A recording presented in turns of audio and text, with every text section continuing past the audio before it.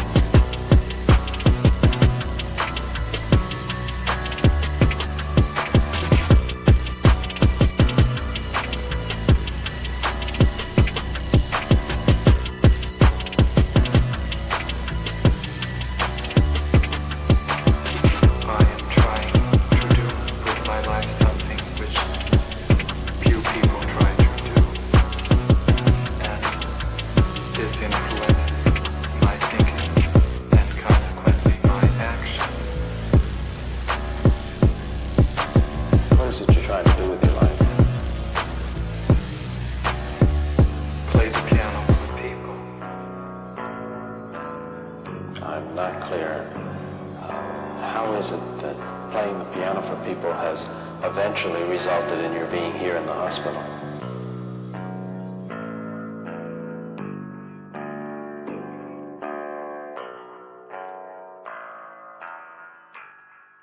That's difficult to answer.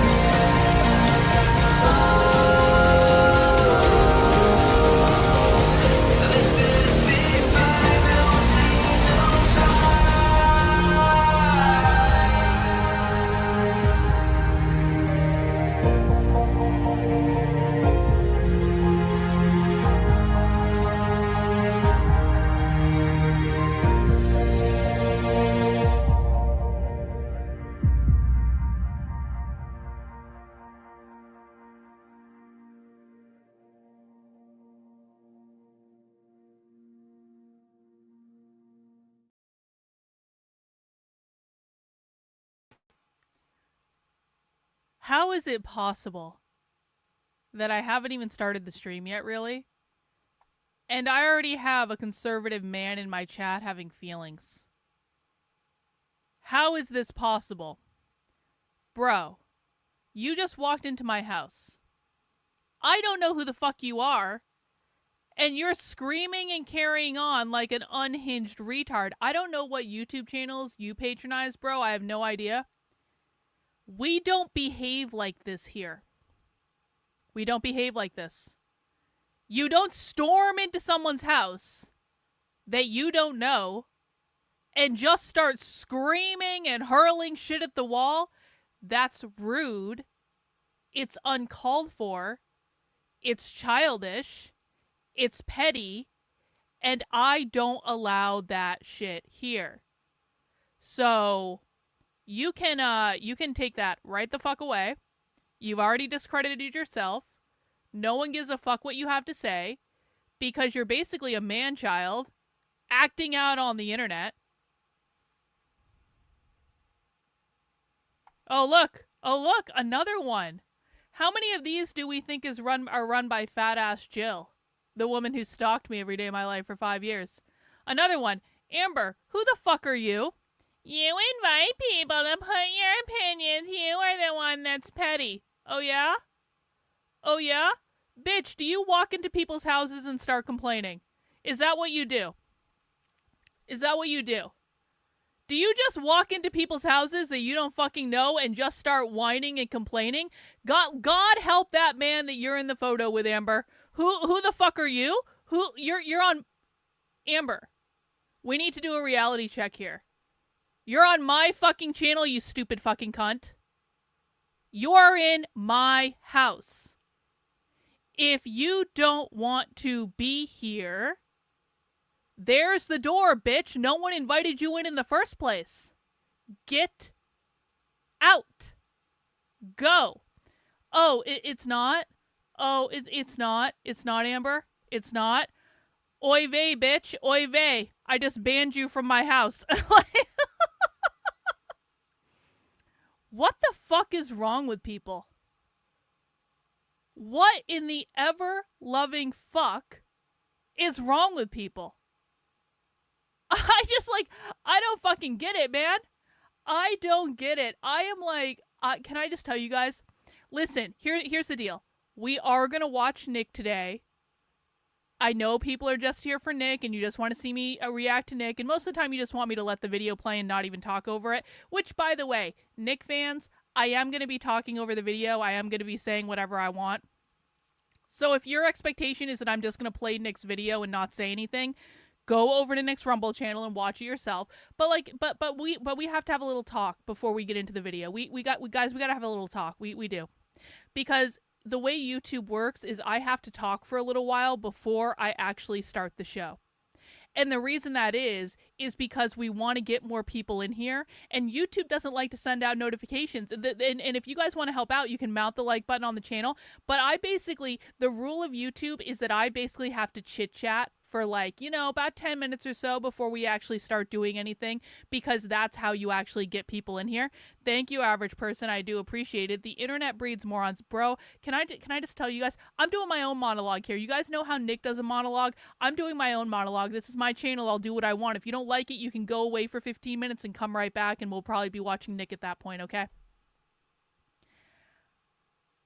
I can't deal with people anymore. I can't deal with people anymore, man. I'm like, I have officially reached the age where I'm like, I am too old for this shit. But to be honest, I don't even know if it's that. To be honest, I don't know if I could have dealt with this in my 20s. There was a video that made its way around Twitter yesterday of this Mormon dating show. And listen, to be really clear, I don't care about any Mormon dating show. I have been married for almost 14 years. I don't care about no dating show. It makes no difference to me what's going on with the kids. I'm trying to change. There we go. Okay, my background's changed now. Good. But this clip made its way around Twitter. And I'm highlighting Elijah's post here because normally I like Elijah, but I think Elijah's actually really off base on this one. There's this cute little redheaded girl that's on this dating show. She gets up and she says, I like going on adventures and doing stuff, and I just got certified to go scuba diving, and I just learned how to ski, and I like going to theme parks, and I want to find someone to go do those things with me. And it's kind of like, okay, none of the boys choose her. And of course, by the way, none of the boys in the video are anything to write home about. And I don't say that with any sort of like, I'm not trying to own anyone. I'm really not. I don't hate men. I love men. Not like always in a sexual way, but like I get along much better with men than I do with women, just generally speaking. None of the boys in this video are anything to write home about. They're nothing special. Like when I was their age, I probably wouldn't have been attracted to any of them if I'm being honest about it. But you have this reality where there's this young, cute girl saying, hey, I just like to do stuff. None of the boys pick her, which, they're allowed to have a type, but women are allowed to have a type too. Everyone understands this, right? Men seem to think that women are not allowed to have a type. None of the boys in that video were worth writing home about. My husband, when he was their age, way more handsome than any of the boys in that video. By far. I digress. But the male response to this video on the internet is that this girl is annoying and she has expensive hobbies and obviously no one should want her. And it's kind of like, you know what, bro? You know what? I especially liked Elijah's comment here because I saw this echoed other places. She talked too much. This is the critique being made. She talked too much. She was on a dating show where there was a segment where she had to introduce herself. She talked for about 30 seconds about things that she likes. And the critiques are she talked too much. It's like, what the fuck did you want the girl to do? Now, I personally think the biggest mistake this girl made was going on a dating show in the first place. Because these environments are not set up to actually result in any sort of real relationship. I hope people understand that, right? And here's the thing, too. Was it really that none of the boys in this video thought that that girl could be fun to hang out with? I bet there were at least a couple boys in that video that thought that girl could be fun to hang out with, but because none of the boys went for her, they couldn't embarrass themselves in front of the other guys. That was really what was going on. You mean to tell me this group of, like, again, none of these guys are special. None of these guys are like the Chad captain of the football team or whatever men think women are attracted to.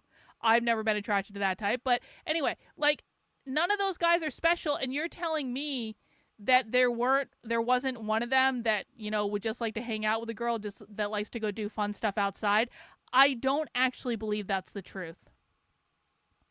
But because none of the men picked her, none of the other men would admit that they wanted to pick her either. And so it becomes this whole big group thing where none of the men want to appear weak in front of the other men.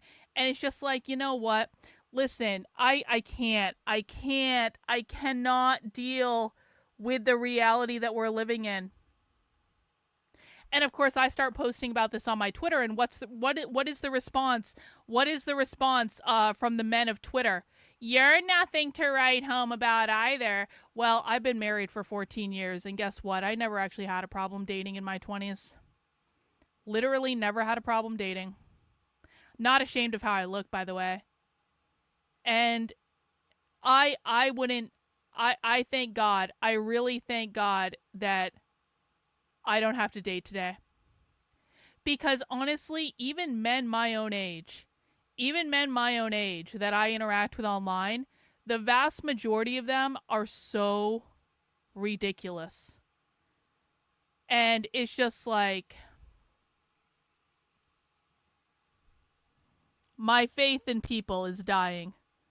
My faith in people is completely dying. And it's not just because of the dating thing. And it's not just because of the men constantly being toxic and ridiculous towards women. And it's not because of the women being constantly toxic and ridiculous towards men. It's just like, I find, I don't know if anyone else is having this experience. I find that maybe it's just I'm at a stage in my life where I don't want to deal with this toxic bullshit. Like, I really don't. Maybe I'm just very sensitive to just like people who are engaging in just this bullshit back and forth all the time. I don't know. Anyway, no. The only people who think this are men who are trying to defend being toxic bullies. And I'm gonna be honest. I'm gonna be honest. I know there's probably going to be more young men watching the stream today than normal, and I know they're just here to see Nick. And I'm just going to be very blunt and say, yeah, I know you're a man. I know you're a man, and I know exactly what you're doing right now. You're pulling this macho bullshit because you're putting on an act on the internet, when in fact you're probably a scared little boy that rarely talks to people in the real world. And because you seem to think that you have to adhere to this standard on the internet that is impossible and quite frankly completely fucking unrealistic given how the real world actually works. So you don't know shit about shit. I promise you.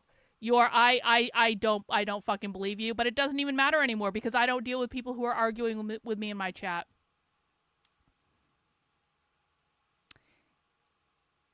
I don't want to deal with any male toxic bullshit.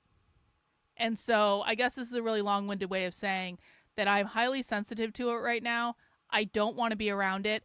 And so if you're going to bring toxic male bullshit into my chat, just go watch Nick's Rumble channel. Honestly. I can understand. See, here we go. You are the toxic one. Please identify yourselves in the chat so I can just ban you and get it over with. Because this is what they do. Listen, I can have a rational conversation about the grievances that men have with women. When men are talking to me about, here are all the reasons I hate women, do you know what I don't do, men? Do you know what I don't do? I don't get personally fucking offended and all in my feelings and then start insulting the person talking to me. If men are saying to me, Karlyn, here are all the difficulties that men have with women today, it's an important conversation to have. And in general, I do actually agree with a lot of the grievances that men have with women. I actually really do. I understand the position that they're in.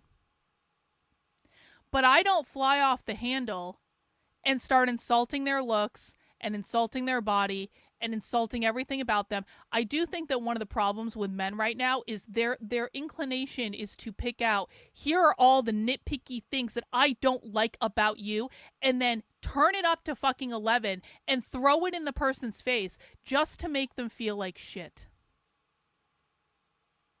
I don't do that to people.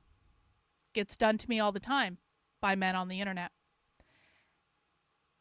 And if I can have a conversation with men about, here are all the grievances that you have about women that are actually valid complaints, why can't men ever have the conversation in reverse? Why can't men ever hear from a woman, here are all the ways in which you're being toxic and cruel and bullying for no good reason? For literally no good reason. You're trying to start a problem where no problem exists, but you want to blame that on women? No, that's your behavior. That's your behavior, man. You have the choice. You have the choice of how you show up and treat people. You have the choice of if you want to get aggressive and cruel and bully someone. You have that choice. No one is forcing you to do that. And guess what? Women get their hearts broken all the time. You got your heart broken by a girl one time? Welcome to the fucking club. That's called being a human being. Guess what? You're going to get your heart broken. You're going to go through relationships that don't work. You're going to date the wrong people. Guys, I promise you, if you date someone, if you are dating at all, you will eventually date someone that is the wrong fucking person. And you will have a bad experience and it will hurt you. And you will learn a lot from that experience. Every single person, almost every single person has this experience at some point. Very few people marry the first person they ever date. That's called, again, the human experience. But when you internalize all that and you become toxic and cruel and bullies, do you really think that that's a productive way to handle it? And by the way, Like, men want to talk about how they want to be the leaders of everything. If you can't handle your own emotions and have a rational conversation with someone who isn't actually attacking you without calling them all sorts of names and hurling insults and being your worst possible toxic self, do not expect me to allow you to be in any leadership position at all. You want to complain about how women don't let men lead? When you are behaving like toxic fucking bullies all day, every day, you have lost your fucking privileges as far as I'm concerned, because you don't know how to manage your emotions. Maybe if you want to be a good leader of men, get your fucking shit together. Because I just can't, man. I just can't. The internet is so stupid. Anyway, that's my rant. That's my rant about that. That's my rant about that. We are going to be watching Nick Fuentes today. No. Marty, no.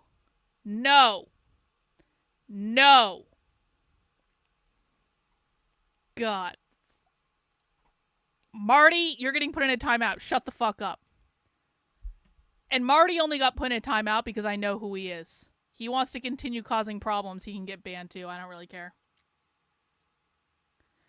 We are going to be watching Nick Fuentes today. This is Happy Hour, guys. Welcome to Happy Hour on Fridays. We do have some great beer we're going to be looking at before we get into the video. But on Happy Hour Fridays on the channel, we do a little bit something different. Normally on the channel, we watch the far left. We watch like socialists and communists and things like that. But on Fridays, we lighten it up a little bit. We do some drama content. And last week, we did watch part 1 of Nick Fuentes' takedown on Tucker Carlson. We are going to be watching part 2 today, which I know happened earlier this week or maybe even last week, but I wasn't around for it. So we're going to be watching it today. It's a little bit of a catch up. This is the part 2 of the Tucker Carlson exposed Nick Fuentes episode. And you know what? We're going to drink some beer.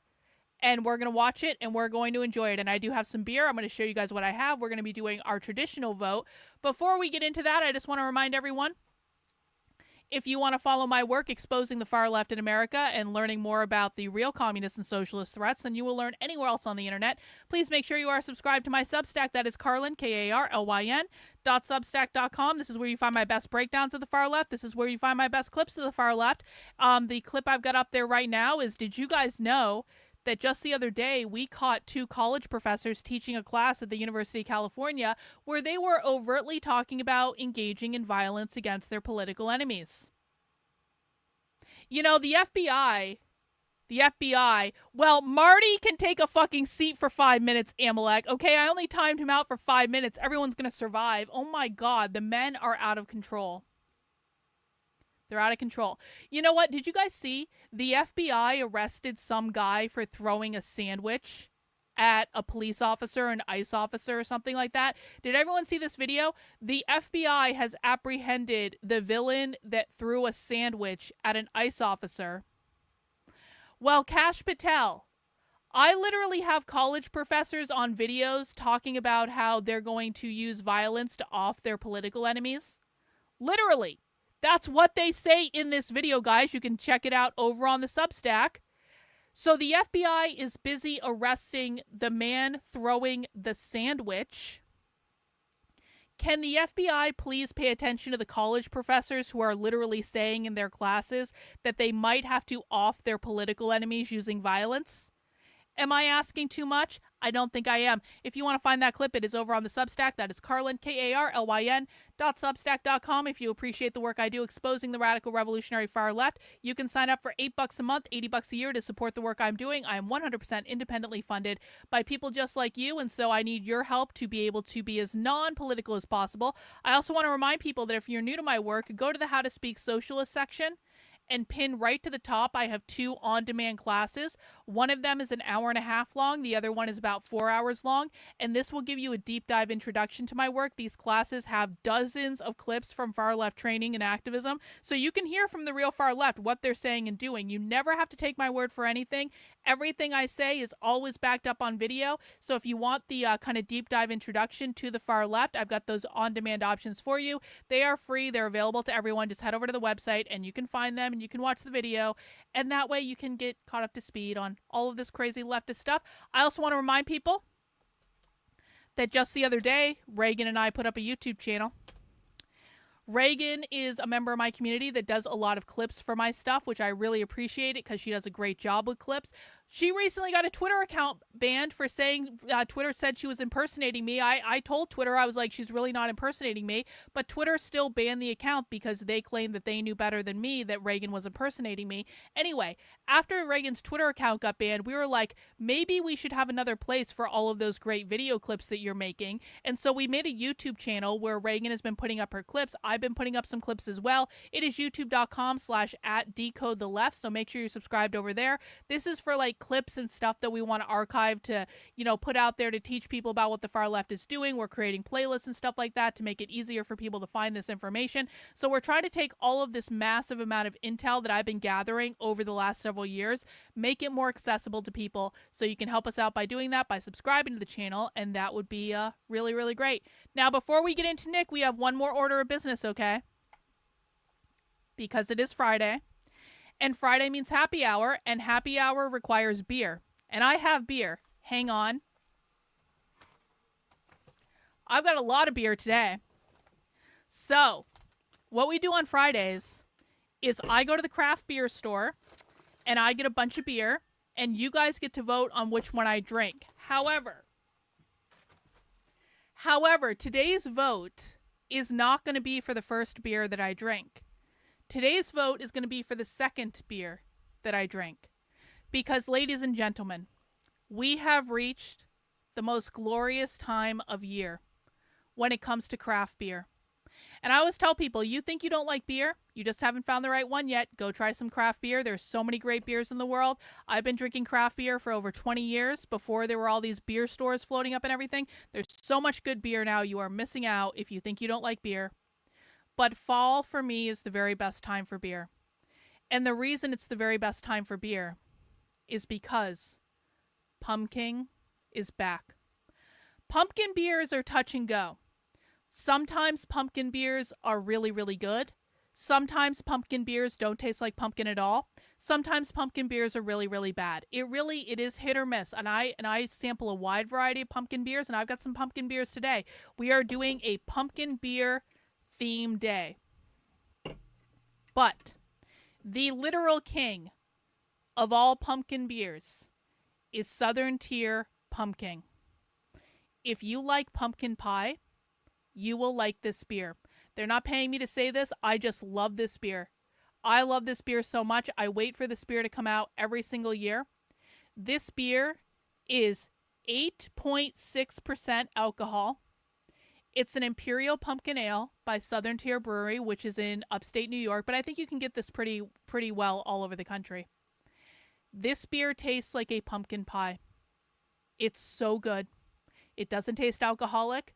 You will get fucked up on this beer, but you will enjoy every minute of it because it is a glorious beer. And so today, the first beer I will be drinking is the Pumpkin because we are kicking off pumpkin beer season. And not only will I be drinking the Pumpkin, I will be drinking it in my Southern Tier Pumpkin Snifter glass. That's how much I love this beer. So what you guys are doing, no. Shit. My house, not yours. Settle down. So what we're doing today is I do have some other pumpkin beers as well, and I'm going to put a poll in the chat, and you guys are going to vote for the second beer that I'm drinking after the pumpkin beer. Yeah, what's up with the impatience? What's up with the impatience? This is Friday. We're hanging out. Fucking relax. Okay, new rule. This is for my mods. If anyone is complaining in the chat about the fact that I haven't started yet, time them out. If they come back after the timeout and they keep complaining, permanently ban them from the channel. If you want to go watch the video, go to Nick's Rumble channel and go watch the video. Like, this isn't hard, guys. If you want to start the video, go to Nick's Rumble channel and watch the video. We're going to talk about beer right now. And then we're going to vote on beer. And then we will start the video. So I went and got 4 craft beers that are pumpkin beers at my local craft beer store. I'm going to tell you about all of them. And you will vote on which one I drink second. The first one is from Dogfish Head Brewing Company. And look at that can. How cool is that can? Dogfish Head Brewing is actually a pretty good brewery. I'm pretty sure they're in Rhode Island. Pretty sure. Anyway, I, as a rule, don't like IPAs. IPAs suck. Yeah. Too many autists. Real. Yep. But Dogfish Head Brewing Company actually has a really great IPA. It's called the Dogfish Head 90-Minute IPA, another high alcohol content beer that will totally F you up if you drink too much of it. But Dogfish Head does do a pumpkin beer, and it's called Pumpkin Ale, and I haven't had it in a couple years, so that is option number 1, is Dogfish Head Pumpkin Ale. This is 7%, so it's not quite an Imperial, but it's definitely more higher alcohol content than normal. That is option number 1. Option number 2 is, I've never had this brewery before. This is Evil Twin Brewing Company in New York City, and this beer is 6.5% alcohol, and literally it's just called our most popular pumpkin ale, and it just has a picture of pumpkins on it. I was like, well, that's kind of a bold, confident move to make. Just putting a picture of pumpkins on your beer and saying it's the most popular pumpkin beer. Okay, so that is option number 2, the most popular pumpkin beer, and we'll see how that goes. You can go find it on Nick's Rumble channel, Marty. Thanks for the money. I'm going to go even slower. The more people are complaining, the slower I'm going to go before we get to this video. The third beer is going to be from Fat Orange Cat Brewing Company. And they're in New Haven, Connecticut. Another 6%er. You like the Dogfish Head 60-minute? I prefer the 90-minute to the 60-minute, but the 60-minute's okay. And this is a pumpkin spice latte beer. This is an oatmeal stout, I guess, with pumpkin in it. So that's going to be our coffee beer for today. Another cool can. Love that. And our last one. Yeah. We're never fucking playing the video. It's all a ruse. Everyone keeps complaining. We're never fucking playing that video. The last one is from Chipping Animals Brewing Company. I've never actually had their beer, their pumpkin beer before. They are in Florida. Tripping Animals Brewing Company typically does good smoothie style ales and things like that. Lots of great sour beers. So I was excited to see they had a pumpkin, and it's a pumpkin with a raccoon on it. I mean, come on. This is called Pumpkin Delic, and it is 6% alcohol. So all the beers today are pretty alcoholic, guys. I'm putting that poll in the chat.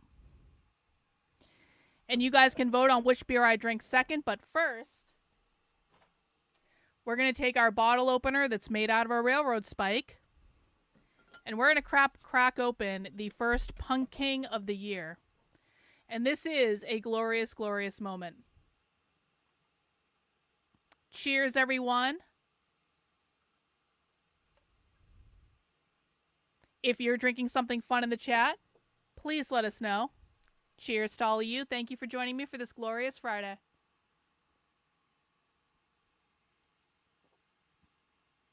Oh, it's so good. It's so good. It's so good. All right, children, we will now start the video. Hang on. Where's my mouse? There it is.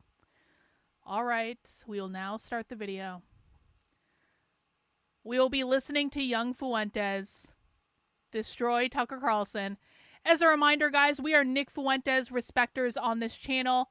I don't mind gentle shit talking and stuff like that, but I don't want to hear anyone in the chat saying Nick is a fed. I don't want to hear anyone in the chat saying Nick is gay. We are Nick Fuentes respecters on this channel. If you have something to critique what he's saying. Don't do these stupid fucking internet things. And oh yeah? Guess what? You just got banned. I don't know why you guys think you can complain. I'm gonna wait even longer now. People want to keep complaining? I'm gonna wait even longer. I'm gonna slowly put all my beer back in the cooler until people stop complaining. See, this is really how the young men should be handled. This is how the young men should be handled right here. Until the men understand that I am the queen fascist bitch of my YouTube channel. You know, on Nick's channel, Nick is the head of the hierarchy on Nick's channel. And you know what? Listen, we are great respecters of hierarchy here. We like hierarchy. The left hates hierarchy. We love hierarchy. We are great respecters of hierarchy here. Nick is at the top of the hierarchy on his channel. I promise you, gripers, I am at the top of the fucking hierarchy on my channel. All right? Everyone calm down. All right, let's watch the video.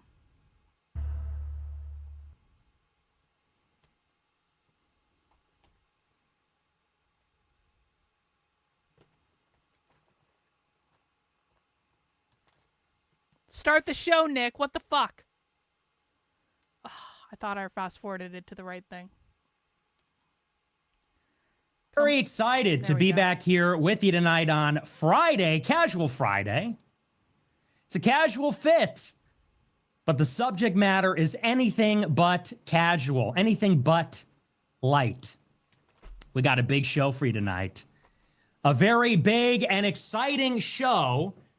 This is going to be what I consider the sequel, part 2 of my investigation into Tucker Carlson, the CIA, the neocons, hey, thanks, Dean. and I what is appreciate going that. on right now in the country with this explosion of questions, interest, curiosity about the role of Jewish power in the country.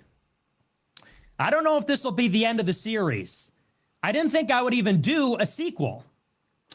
But tonight we are going to continue on from where we left off last week. If you didn't see the show last week, I would highly encourage you to watch it. It's one of my most watched videos on Rumble already. I think we're nearly at 800,000 views. It's by far one of the biggest shows on my channel that I've done. But I do want to stress, if you haven't seen that one yet, you're going to want to watch it. And I know it's a big time commitment. It clocked in at about 3 hours. That was not my intention, but it was a lot of material to get through. I didn't That's anticipate all right. We have it. a beer. And I know it's a bit of a time. Actually, you know what, Karlyn? Please tell me you're not a cider person. You know, actually, I was at the store today, and normally I'm not like a mass-produced cider person, but Angry Orchard apparently has a fall cider pack that's based on horror movies. And like there's a pumpkin cider and there's an apple spice cider and there's some other fruity ciders that look really good. So on occasion, I can be indeed a cider person, but not all the time. Commitment. Usually the show's about an hour. At least the monologue is. But if you haven't seen that one already, you're going to want to see it because there's a lot of information that I covered in the first one that's going to be highly relevant to what we're going to talk about tonight. And as I said, I did not intend for this to be a series. I didn't intend to make a sequel. How we got here is that last week, as you all know, infamously, it was in the afternoon, Tucker Carlson published his interview with Candace Owens, and they talked about a lot of the usual stuff. They talked about her ongoing defamation case against Emmanuel and Brigitte Macron, talked about the Israel-Gaza situation, among other things. But one thing, obviously, the shot heard around the world, is that they launched a 15-minute personal attack, as well as an attack on my reputation. And this attack did not come out of nowhere. It was based on things that Tucker Carlson has been saying privately for a very long time, actually for years. He's been saying these things to Alex Jones, Candace Owens in private, really anybody who will listen. And what started out as a whisper campaign and a collaboration with Max Blumenthal at the Gray Zone back in 2023 blew up into the public, wide out in the open last week on Friday when he condemned me on his show, saying that I represent a campaign to discredit the authentic anti-neocon, ostensibly America First figures on the American right wing. That was the basis and the subject of his attack. He said that I, being a crazy extremist, a bigot, a hateful anti-Semite, by attacking or embracing America First figures like himself, Joe Kent and J.D. Vance, he said I was clearly deployed by either intelligence or by the far left to, by a toxic association or by sabotage, bring down the legitimate figures criticizing the neoconservative establishment inside Washington. So last week, as you know, I went on a 3-hour tear. I was accused of being a CIA asset myself. I went into the history of my relationship with Tucker, why he's saying these things, and I shined a light on some of his past associations. Notably, our dispute came from my antagonism towards Joe Kent, a CIA officer who, with backing from Peter Thiel, ran for Congress in 2022. I pointed out how Joe Kent, being in the CIA, receiving money from the CIA, he actually attacked me first on the basis that I don't support Israel and on the basis that I am a white identitarian and a Christian nationalist. Okay, I just want to do a quick pulse check in the chat. 1 in the chat if you are pro-Tucker. 2 in the chat if you are anti-Tucker. 3 in the chat if you just don't care or you're kind of neutral and you're really just here for the beer. So 1 in the chat pro-Tucker, 2 in the chat anti-Tucker, 3 in the chat meh, something else. He said, the real America First is inclusive populism. It's pro-Israel, and it doesn't talk too much about race or religion.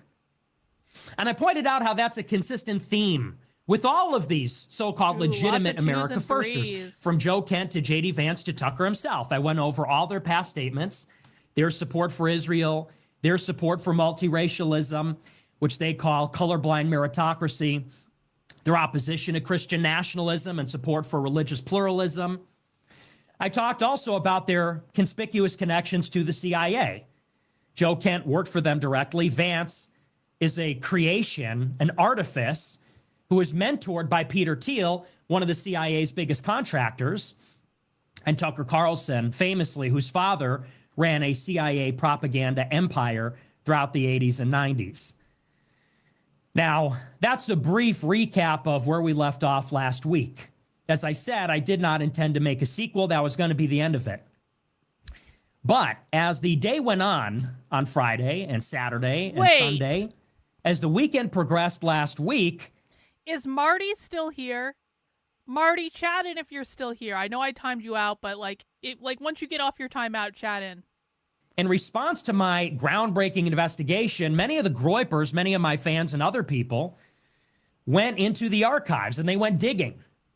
And they found a lot of new information and new clips and quotes, not just from Tucker Carlson, but also from his father, Dick Carlson. And after watching some of these clips, I came to the conclusion that everything that I talked about on Friday was woefully insufficient. And the reason it was insufficient is because it lacked context. The goal of the show tonight is to provide the context. Because, of course, many of the things we talk about on the show, I expect that you know what I know. I expect that you know what Tucker knows or what many of these other people know. And in many cases... to start in the middle of the story does not do the whole story justice. In many ways, it is a half-truth. All stories have to start from the beginning. And this story, like many other stories, is a story of generations. Yeah, Marty knew what he did. It's a story of fathers and sons and grandsons. It's a story of institutions and countries.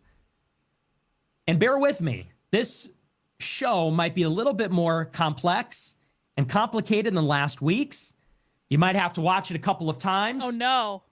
And I believe after this investigation, which I've been conducting over the past week, and really over the past few years, at some point we will have to turn this into some sort of feature-length, highly produced project, because it's a little bit difficult to keep track of all these threads. It's going to require visual cues, a script, all these other things. It is going to require a lot of immense organization for people to really digest the breadth and the entirety of the story. So in any case, after I saw some of these clips last week, I came to the conclusion that we had to basically create a prequel. Because although the case was extremely compelling last week, and I'll tell you why it was compelling.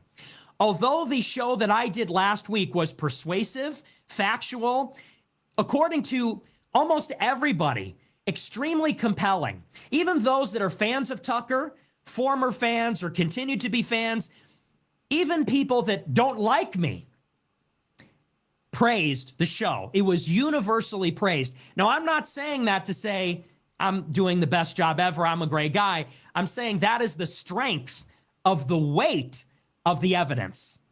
It suggests, I don't say that for my own accolades, I don't say that for my own aggrandizement. It suggests that irrespective of your opinion on me or on Tucker and what you think of this beef, this battle between us, the weight of the evidence, the strength of the information was such that almost everybody, no matter what they thought about me and Tucker before or what they even think about us now, it changed their minds. But upon reviewing more information, I believe you will see after this show tonight and maybe other future developments, I'm not sure, you will be left with the irrefutable conclusion that what I said last week was totally correct. It may change how you perceive politics entirely, and I'm not overstating that. I'm not saying that for marketing or rhetorical purposes. I seriously, when I was putting together this show, I started to get a little bit afraid. And I started to think, maybe I shouldn't go through with it. Maybe I should not do this show. Because in revealing a lot of this information, although it's all out there, all this information is public. You can find it on Wikipedia, public sources. To bring it to such a large audience, to tell it in such a compelling way, and to bring together the information in the way that I'm going to, it just might be challenging to the powers that be, their modus operandi, how they're operating, the manner of control, and their ultimate objectives. So it's with some trepidation that I'm bringing you the results, the evidence that I trudged up in my investigation of over the course of the last week. And so we're going to begin now. Before we do, I want to remind you to smash the follow button here on Rumble, smash the like button, leave a comment, give me your feedback. Let me know what you think about this episode and tell me if you'd like to see a third part or an epilogue. Let me know what you think about tonight, all the information. Please be objective as possible. I'm going to bring you the information. All right, so we're about to play a game called Fun with Math. So what I learned from the Groypers last time I streamed Nick live on my show is the Groypers generally want me to not talk when I'm watching Nick, which is puzzling to me since this is my channel and it's a reaction video. But Groypers, I'm going to make a deal with you. I'm going to make a deal.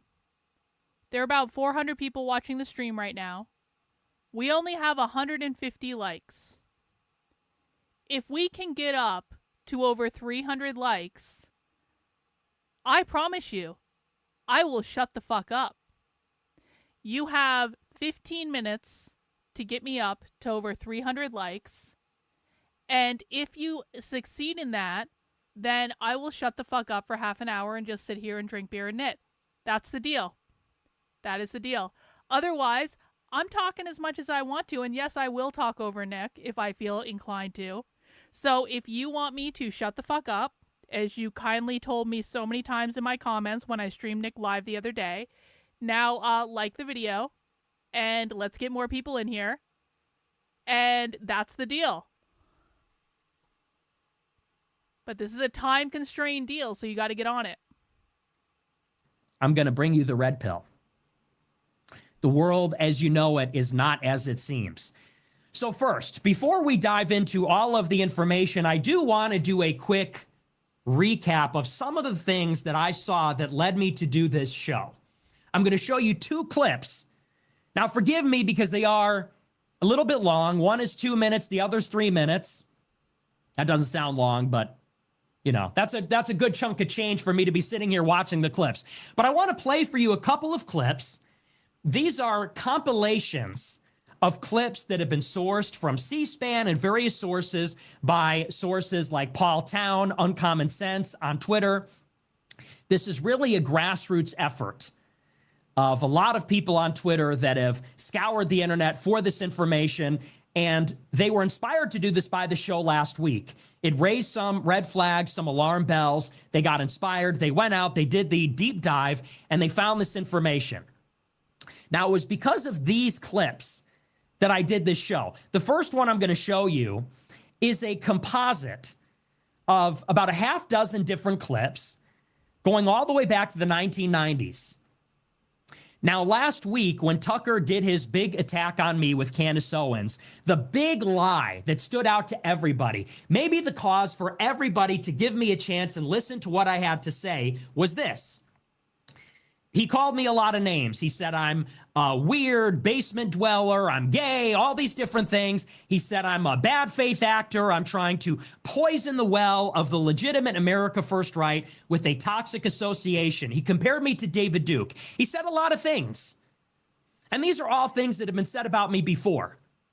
All the different attacks. You've heard them, I've heard them, we've heard them for years. That's not new. And some people called it cowardly and dishonorable. Some people cheered it on, honestly. But the big thing that stuck out from his show last week is something that could not be ignored. It was a brazen and bald-faced lie. This is the central problem. And maybe the central thing that he said, which again was cause for people to give me some consideration and watch the show last week. Is Marty back yet? He said Marty, with Candace, and I'm about to play the clip for you just now. He said with Candace that he did not know that his father was involved in the CIA until his father died. And his father died in March of 2025, earlier this year. Not only did he say that he did not know his father was involved with the CIA, he said he was actually shocked. He was shocked and surprised that he found out very late in his life. His father was appointed by Ronald Reagan in the late 1980s to work for the U.S. Information Agency, hand in glove with the CIA. And they were behind such things as the CIA covert backing of the Contras in Nicaragua. They were behind the propaganda surrounding Tiananmen Square in China in 1989. So his father was involved in some serious stuff. And Tucker says that he did not know, again, until just about a few months ago that his dad was involved in the CIA. Well, everybody really had the same thought, which is, I think I've heard Tucker say, though, in the past that he knew his father was in the CIA. Yeah. Gripers can't and it even didn't get to take long for people to likes. find the evidence. It's a really sad state and of so affairs. last week on Friday, we Gripers, found the come clip on, from last year. Tucker Carlson did a show with Sean. Gripers, I will talk this entire fucking video. I'm not even joking. I will talk over Nick. I will make Nick have bad freeze frames. I will say whatever the fuck I want. Gotta like the video. Marty, where the fuck are you? Marty's pissed off at me because I timed him out. On Ryan, another former CIA officer. This was in June of last year. And Tucker said at that time, I knew my dad was in CIA. I knew he was in that world. And so everybody said, wait a minute, irrespective of my favorability towards Tucker or my antipathy towards Nick Fuentes, they said something's not right here. That's a bald-faced lie. You got caught. Last year, he said he knew. This year, he says he was surprised, shocked to find this information out in March. So which is it? Yeah, which is it? Something is not right here. Something is out of place. And what's more, the logical next question is, why would he lie? Why would he lie in such a brazen way about something like this? This isn't your usual white lie. If Tucker himself applied for CIA, if his father was CIA royalty in broadcasting, and Tucker's an international broadcaster, this does raise legitimate questions. And if Tucker is not being forthcoming about this, but is instead lying or obfuscating or concealing, it invites an investigation. It says, what else are you lying about? If you lied that you didn't know your dad was CIA, are you lying that you are CIA or the extent of your cooperation with CIA? That was a natural question. But we did more digging over the course of the last week, and we found about half a dozen other clips that Tucker knew and said publicly that his father was involved in the CIA. So I'll play this compilation for you right now, and we're going to react to it. This is the first clip. It's about 2 minutes, and I'll play this right now. All of this has come to light over the course of the past week, and this is a big reason why I did this show. Hey, thanks, Tommy. So here it is. Tammy, sorry, dad. Tammy. Thank you, CIA, Tammy. his dad's in the CIA or whatever. And I'm like, well, that's no, untrue.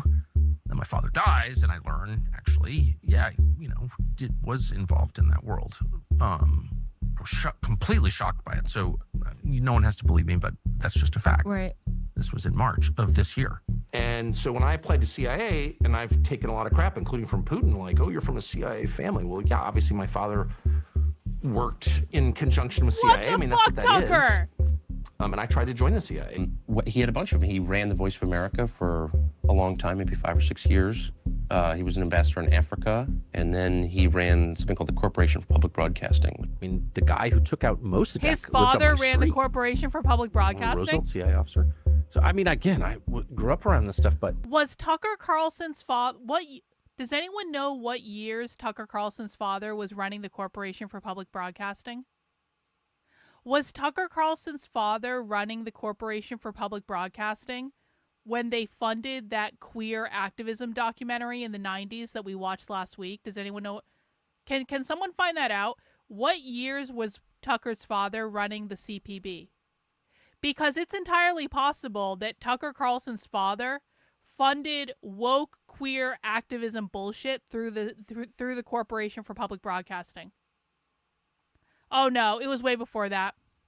Well, okay, so that was way before that, but I'm starting to do a lot of research into like old documentaries about queer activism and stuff like that because they have so much good information in them.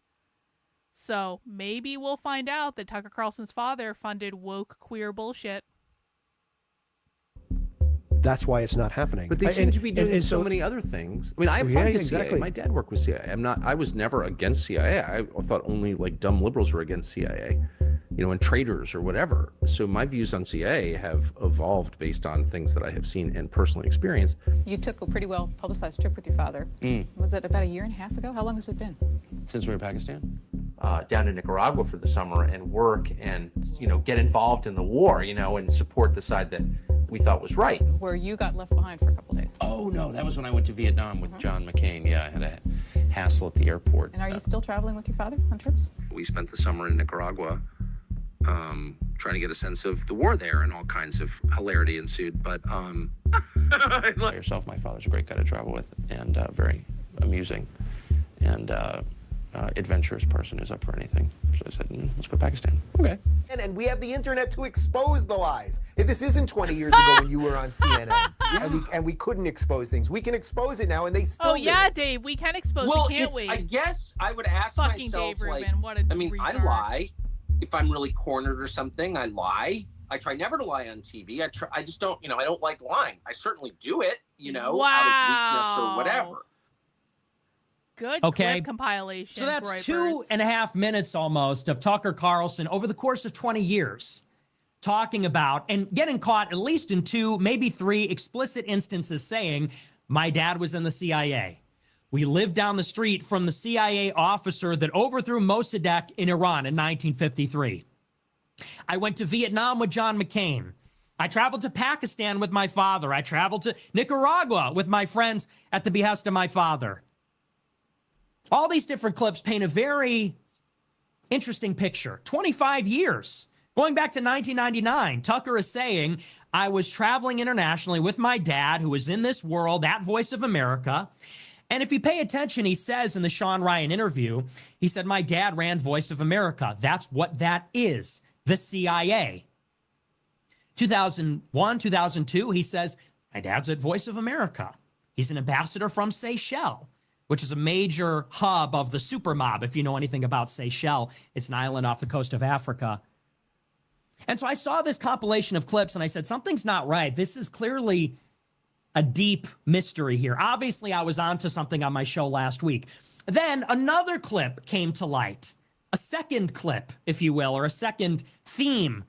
If these are a compilation of clips, there was another major clip that caught my attention. We watched it on Monday.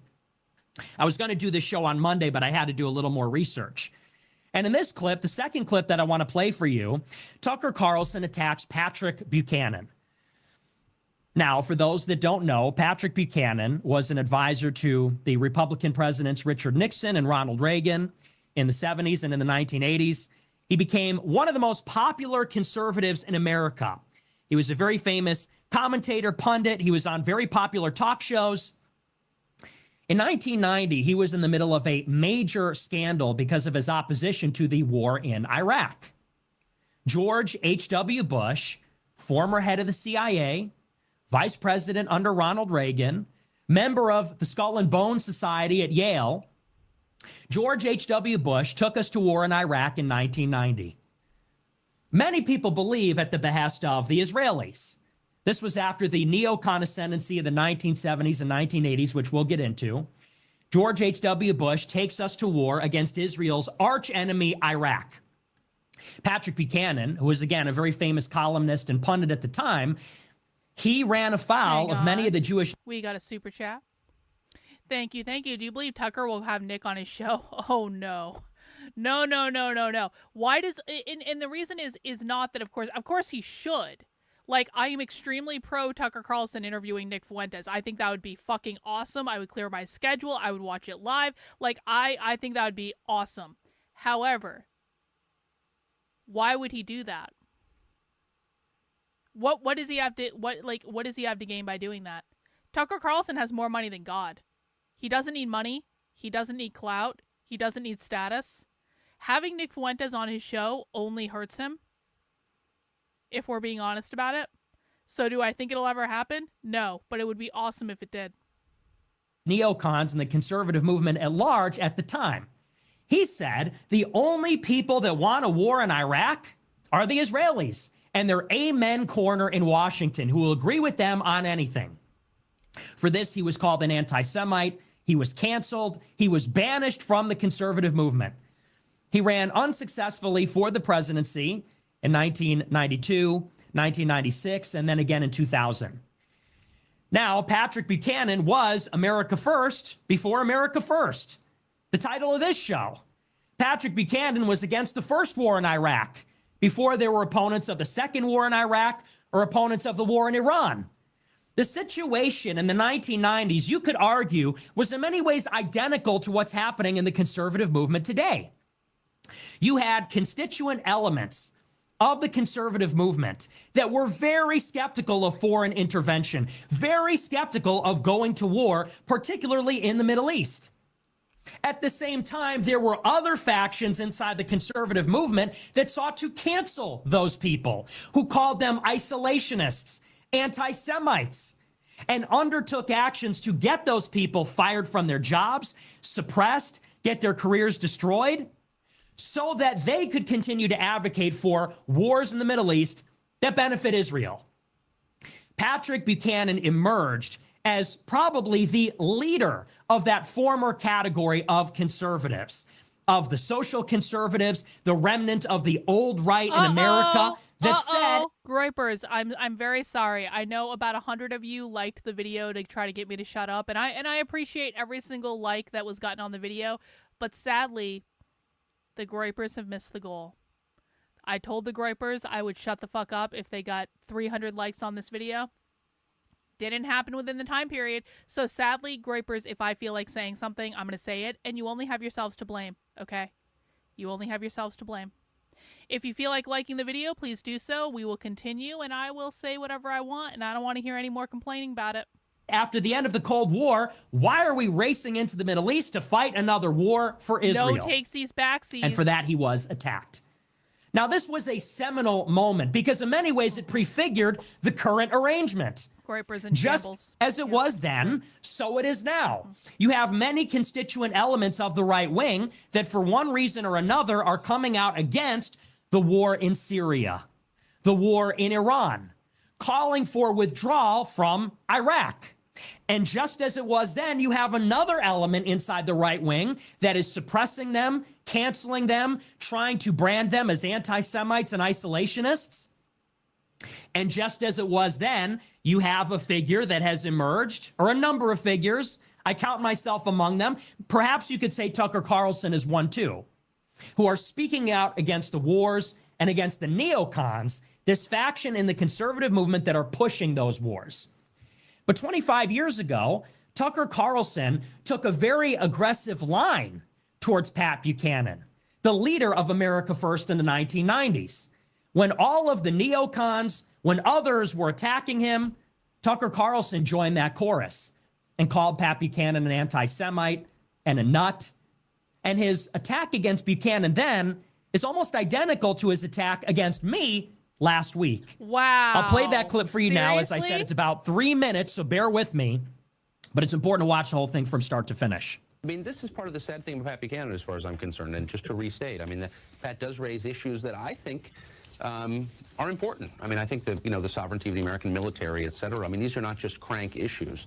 But unfortunately, Pat Buchanan raises them in a way that I think is discredited. And when attacked, he can always fall back on the line, well, the tiny cabal that controls American politics doesn't like me because I speak truth to power. This is actually, incidentally, almost verbatim what he said the other day, that I offend the plutocracy, that I'm a wanted man by the inside the Beltway people, and in every sense cast himself as a victim who is sort of a Karen Silkwood of politics. Hey, someone who's... Listen.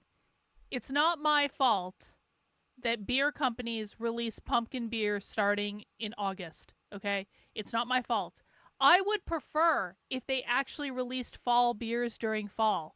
I think that Oktoberfest is actually better drunk in October than it is in July, okay? But I can't control when beer companies release beer. Beer companies release fall beers starting at the end of July. It's just the way it goes. I would be perfectly fine if they put it off for a couple months, but it's in the stores now, and so I have to buy it now, and I have to drink it now, and that's the way it goes, and I can't complain about it, all right? So truthful that he's being hunted down by the conspiracy that runs Washington. I mean, it's all a bit much. Maybe Pat Buchanan just says things that are kind of kooky. And that's why he's already being missed criticized. it. It's Too perfectly late. valid You had a to time question limit. America's relationship with Israel. Israel has a lobby. It's perfectly fair, as far as I'm concerned, to beat up on Israel's lobby. But I don't think that's the... You cannot choose to buy fall beers when fall beers are not in store. If they are not selling the fall beers in the fall, you can't buy them. Not all beers are in the store all year long, bro. Jeez, like I have to educate all the gripers about beer.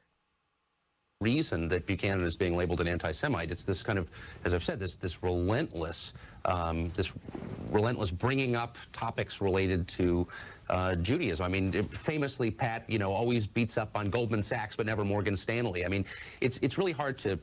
There is no point at which Pat Buchanan has held a press conference and said, I really don't like the Jews. I think they're a sinister force in America. But I think, and it took me years to come to this position. I mean, I'm not throwing the term anti-Semite around.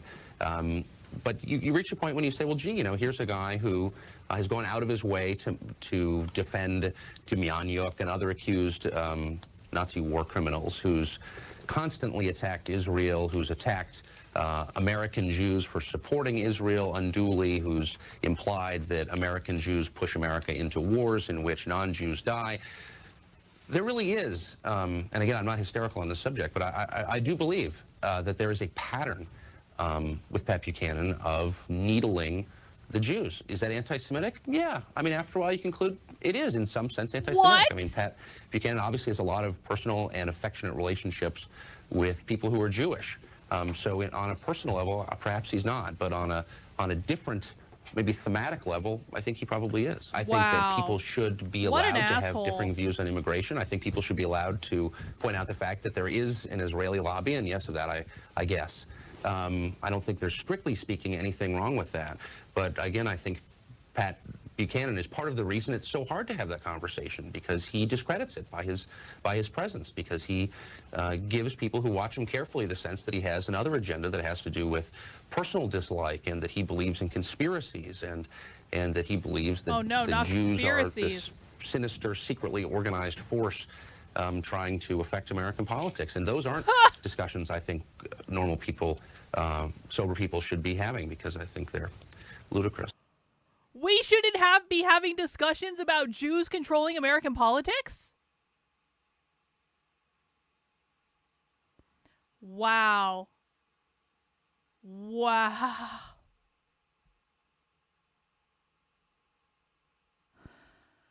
The benefit of hindsight is really 2020, isn't it? It is amazing. It is fucking amazing what these people have sold to Americans. It is fucking amazing the amount of propagandizing that has been done to the American people. Oh. Okay, so that's the clip. We're done with the clips for now, so I'm going to come back to our main screen here. So the basis of his attack against Patrick Buchanan is that Buchanan is an anti-Semite. And let's flesh this out a little bit. Let's tease this out somewhat. So Tucker says, because it's a very subtle and nuanced and specific thing that Tucker is saying. Tucker says that Pat Buchanan is kooky, is hateful. He's crazy. He's an anti-Semite. And because he's an anti-Semite, he's hurting legitimate political actors. How does Tucker Carlson create that distinction? What is the essence of that distinction between these so-called legitimate critics of the Israel lobby? Because if you notice, Tucker says it is okay to attack the Israel lobby. It is okay to talk about the sovereignty of our military. And sovereignty of the military means who is sending Americans to die in wars? Is it a foreign lobby or is it actually the will of the American people? He said, so those are legitimate conversations to have. You can criticize the lobby. You can argue whether we're going to war at the behest of Israel or not. He said, and that's legitimate. That's a legitimate conversation that we can and should have. He said, but Pat Buchanan is different. He said, Pat Buchanan is kooky and crazy. And he is an anti-Semite. Why? What is the difference? Tucker says it is the insinuation that Jewish Americans support Israel because they are Jewish. That is the essence of the distinction.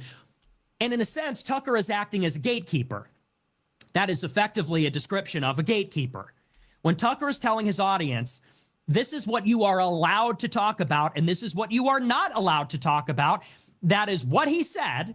He said, these are the conversations you can and should have, and these are the conversations that sober-minded people should not be having. He is, in effect, by definition, a gatekeeper because he controls the gate of acceptable discourse. What is tolerable, what is acceptable on television, in print, who can be employed and have a job influencing the minds of Americans, and who should not, who should be fired from their positions at various newspapers and opinion magazines, who should be fired from television, who should be listened to, who should have any credibility. Tucker is acting as a gatekeeper, controlling the gate of acceptable discourse, what is legitimate and what is crazy and hateful. And the basis of that distinction as the gatekeeper, again, is Pat says it has to do with Judaism. He is relentlessly talking about Judaism, and it is the Jewishness of the neocons which colors their bias in favor of Israel. Now, I want to read to you, this is an article from Ron Unz. Ron Unz is Jewish himself. He wrote a fantastic article about this. I would encourage everybody to read it. It is about the ascendancy of the neocons. Ron Unz writes a little summary of the situation that Tucker Carlson is referring to. Tucker says that Pat is an anti-Semite. That is based on a couple of specific quotes that Pat Buchanan made in the early 1990s. Again, and the buildup to this is that George Bush took the country to war in Iraq in 1990, and it was a coalition of what were called paleo-conservatives, Pat Buchanan among them, as well as Russell Kirk and Joseph Sobran and Sam Francis, that were in opposition to the war. So this is the summary. This is from Ron Unz. This will help give you an idea of what was happening at the time and how and why Tucker was weighing in almost 10 years later. It says, quote, this is from the Unz Review. Many leading traditional conservatives expressed very strong reservations about George Bush's Gulf War plans, while the neocons fervently supported the attack against Israel's most dangerous regional rival, Iraq. Pat Buchanan held important positions in both the Nixon and Reagan administrations, and then he was a nationally syndicated columnist with a huge television footprint on Crossfire, the McLaughlin Group, and other popular cable shows. The ADL and other Jewish groups ferociously attacked the pundit when he declared to his national television audience of millions, quote, this is Patrick Buchanan, Capitol Hill is Israeli-occupied territory. This is 35 years ago. Wow. Pat Buchanan. There are only two groups that are beating the drums for war in the Middle East, the Israeli Defense Ministry and its Amen Corner in the United States. The Israelis want this war desperately Because am I right to say that the reason that the right wing hates Muslims so much is not necessarily... listen, I'm not suggesting that I think that Islamic terrorism doesn't exist. And I'm not suggesting that I don't think that, you know, I'm not the biggest fan of Islam. I'm going to be honest. I'm not a big fan. But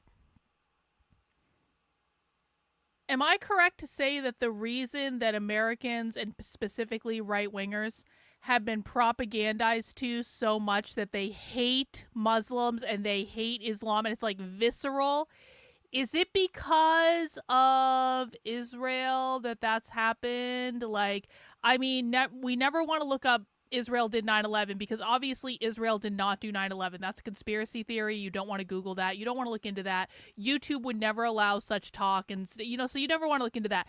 But it's just like, I've never really understood the visceral conservative outrage towards all Islam and all Muslims, because it's like, it's excessive.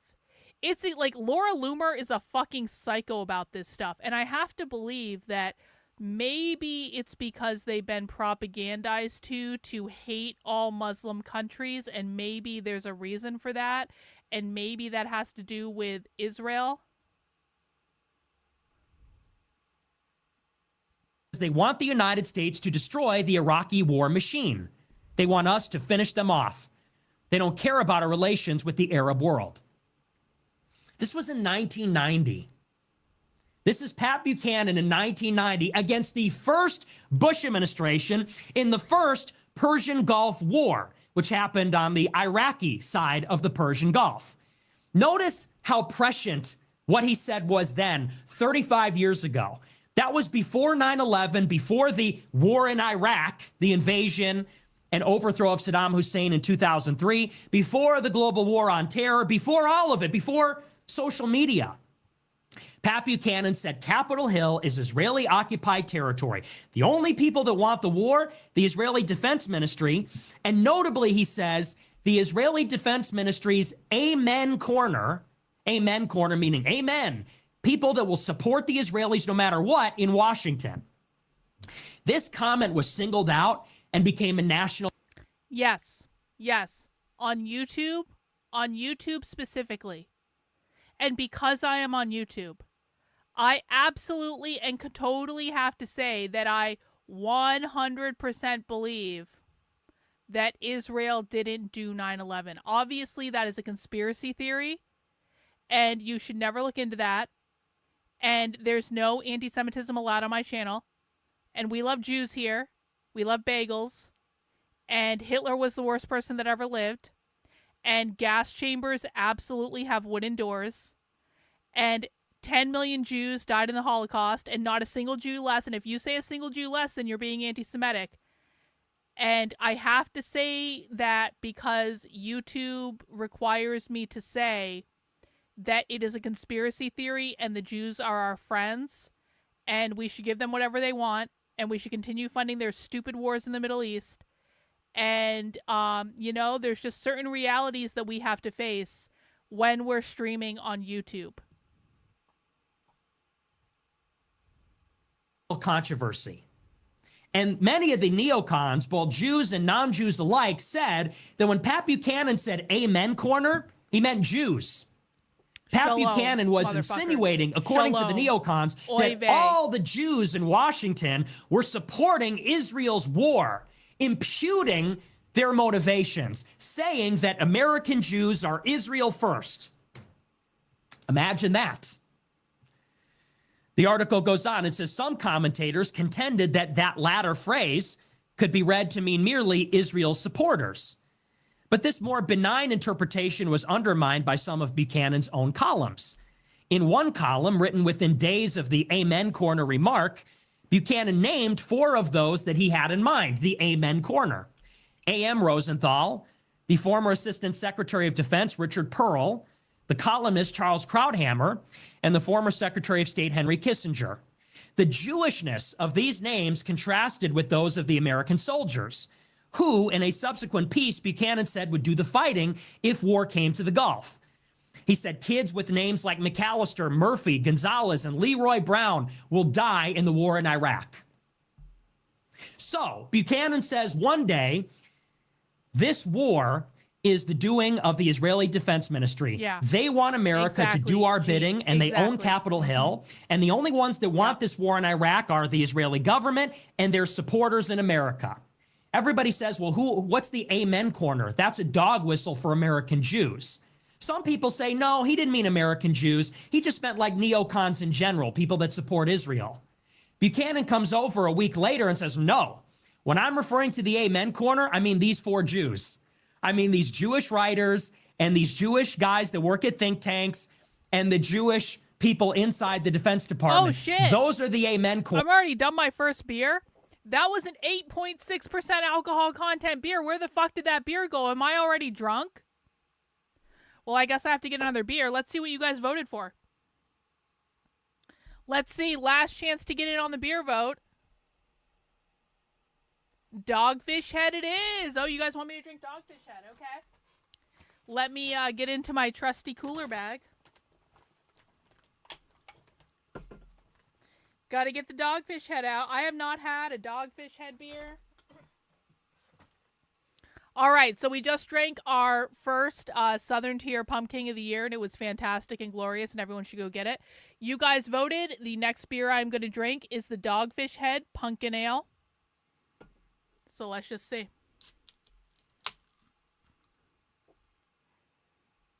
Let's see.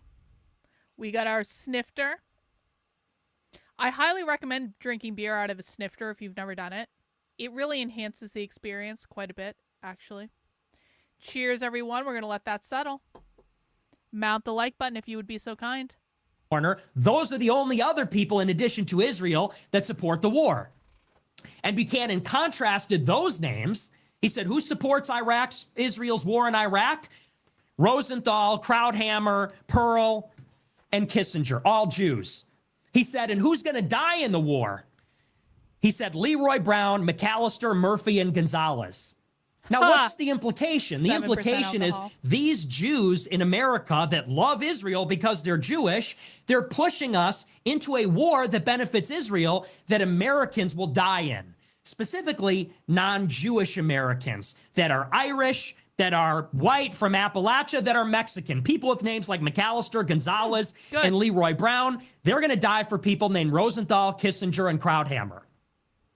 That was the comment in the early 1990s that got him attacked by the establishment. Those are the comments that Tucker Carlson was referring to. When Tucker says that Pat Buchanan is insinuating that I feel like I owe Pat Buchanan an apology. I feel like, because like I definitely was one of those, for people who don't know, I was a Democrat for 20 years before I went to a Trump rally, and it took over my knitting community, and it like social justice ruined knitting and blah, blah, blah. I'm not telling that story again. But like, I was definitely trained to think that Pat Buchanan was an irredeemable racist when I was a Democrat. And I feel like I owe Pat Buchanan an apology, to be honest. And I feel like I should do a deep dive into Pat Buchanan to understand. It's kind of like everything. I have to fucking reverse engineer every single thing I've ever been taught to make sure I was actually told the truth about that thing. And it's like, damn. It's not cool, man. Not cool. Well, you know, I appreciate the money. But sadly, you guys still haven't even gotten me to 300 likes. So, listen, I gave you a goal of getting me to 300 likes 15 minutes ago. You already failed. So, if you want me to shut the fuck up, like the fucking video, okay? Thank you for the money. I appreciate it.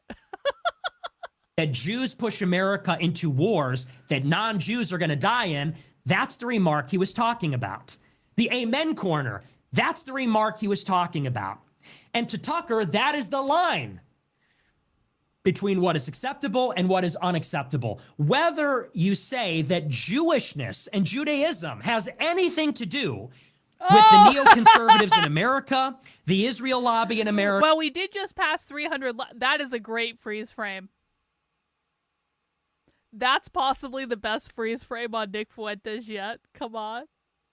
Now, sadly, Gripers, the goal to get past 300 likes expired 15 minutes ago, so I'm still going to talk. But I do appreciate you guys. Liking the video. Thanks for being here. America and Israel bringing us to war in the Middle East for their benefit. The distinction is whether you think it's all ideological or whether you think it has to do with their Jewishness, whether it's essential. That's the distinction. Now, the article from UNS goes on. It says, Pat Buchanan decided to challenge George Bush in the Republican primaries, you lose. a development that seemed likely to spark an explosive public conflict between the heavily Jewish neocons and their traditionalist conservative rivals, very much like what is happening today. William F. Buckley Jr., who was the founder of National Review, had long reigned as the quasi-pope of the conservatives. He attempted to preempt this looming conflict by publishing a book called In Search of Anti-Semitism, a massive 40,000-word article that filled an entire issue of his magazine, National Review. Yeah. And was later... I mean, this is the truth, though, isn't it? And this is what sucks about this whole thing is, like, you literally... This is why most people don't wake up to what's really going on in the world, right? Because you literally have to go back and reverse engineer every single thing you've been taught. You have to go back and reverse engineer the entirety of World War II. I didn't want to study World War II when I was in history class as a kid. And now I have to go back and reverse engineer the entire historical history of World War II to realize how much I've been lied to about, like, everything, essentially. I have to go back and reverse engineer about how World War II completely irrevocably fucked up society, and the propaganda after World War II has irrevocably, like, destroyed the ability of the population to actually think for themselves. I have to go back and, like, it sucks. But we've been lied to about everything. By everyone. Decades and decades and decades of lies. Also, all because of Israel. Released as a book, coming down on the side of the neocons and sharply criticizing his erstwhile allies like Buchanan and Sobran. So this was the episode, think about it, this was the episode in the 1990s. George H.W. Bush, again, from Yale College, from Skull and Bones, George Bush, the vice president from Yale, from the CIA, who became the president, brought us to war in Iraq at the behest of the neocons.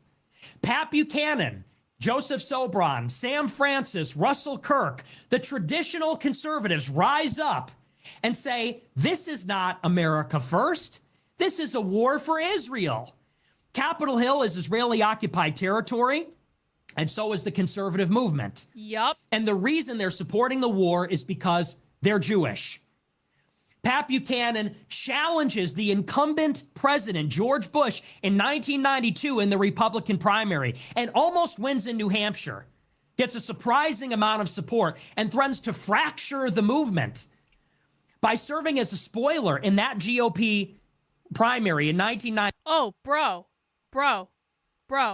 hang on. I have a whole t-shirt. I have a t-shirt design that's going to be going up in my merch store when the merch store relaunches, hopefully tomorrow. Hang on. Open my design.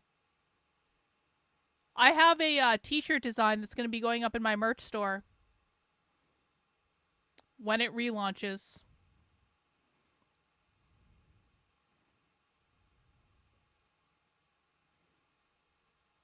If it wants to show it on the screen, why doesn't it want to show it on the screen? Why would it want to show it on the screen? Why would my computer do anything I want it to do? Okay. Hang on. Stand by. This is deeply, deeply important. What I'm about to show you guys.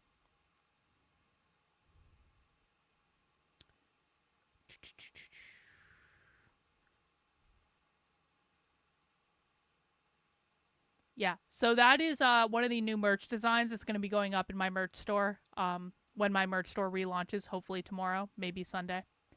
Because I damn well know. I know what the fucking book burnings were about. I know what they were about. I am personally in favor of banning all queer literature. I want to have book burnings again.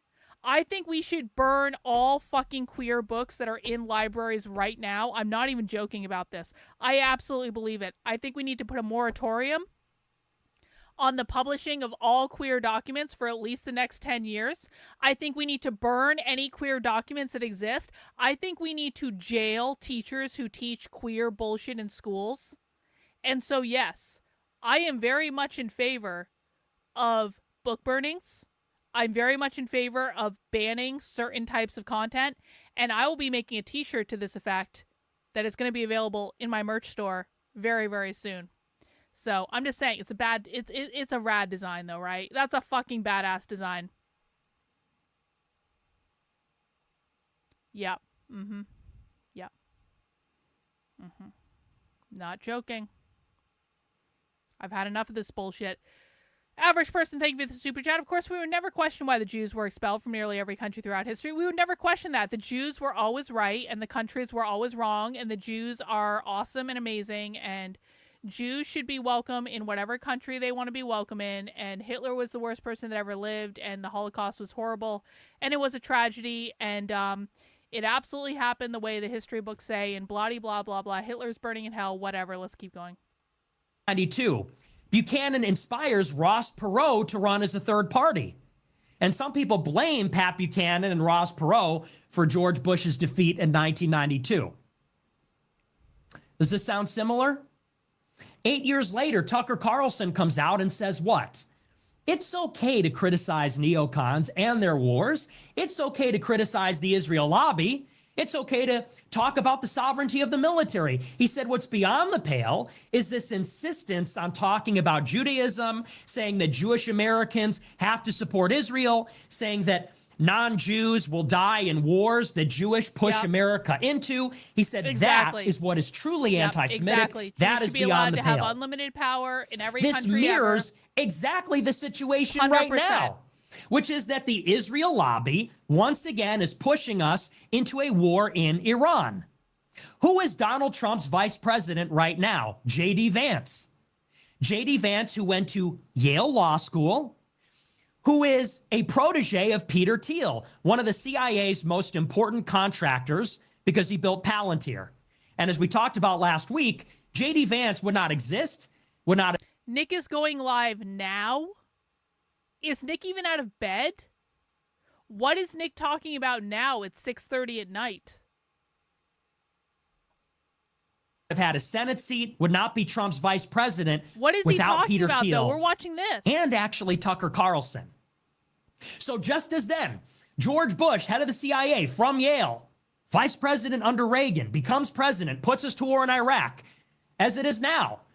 J.D. Vance, protege of CIA contractor Peter Thiel from Yale Law School. Live.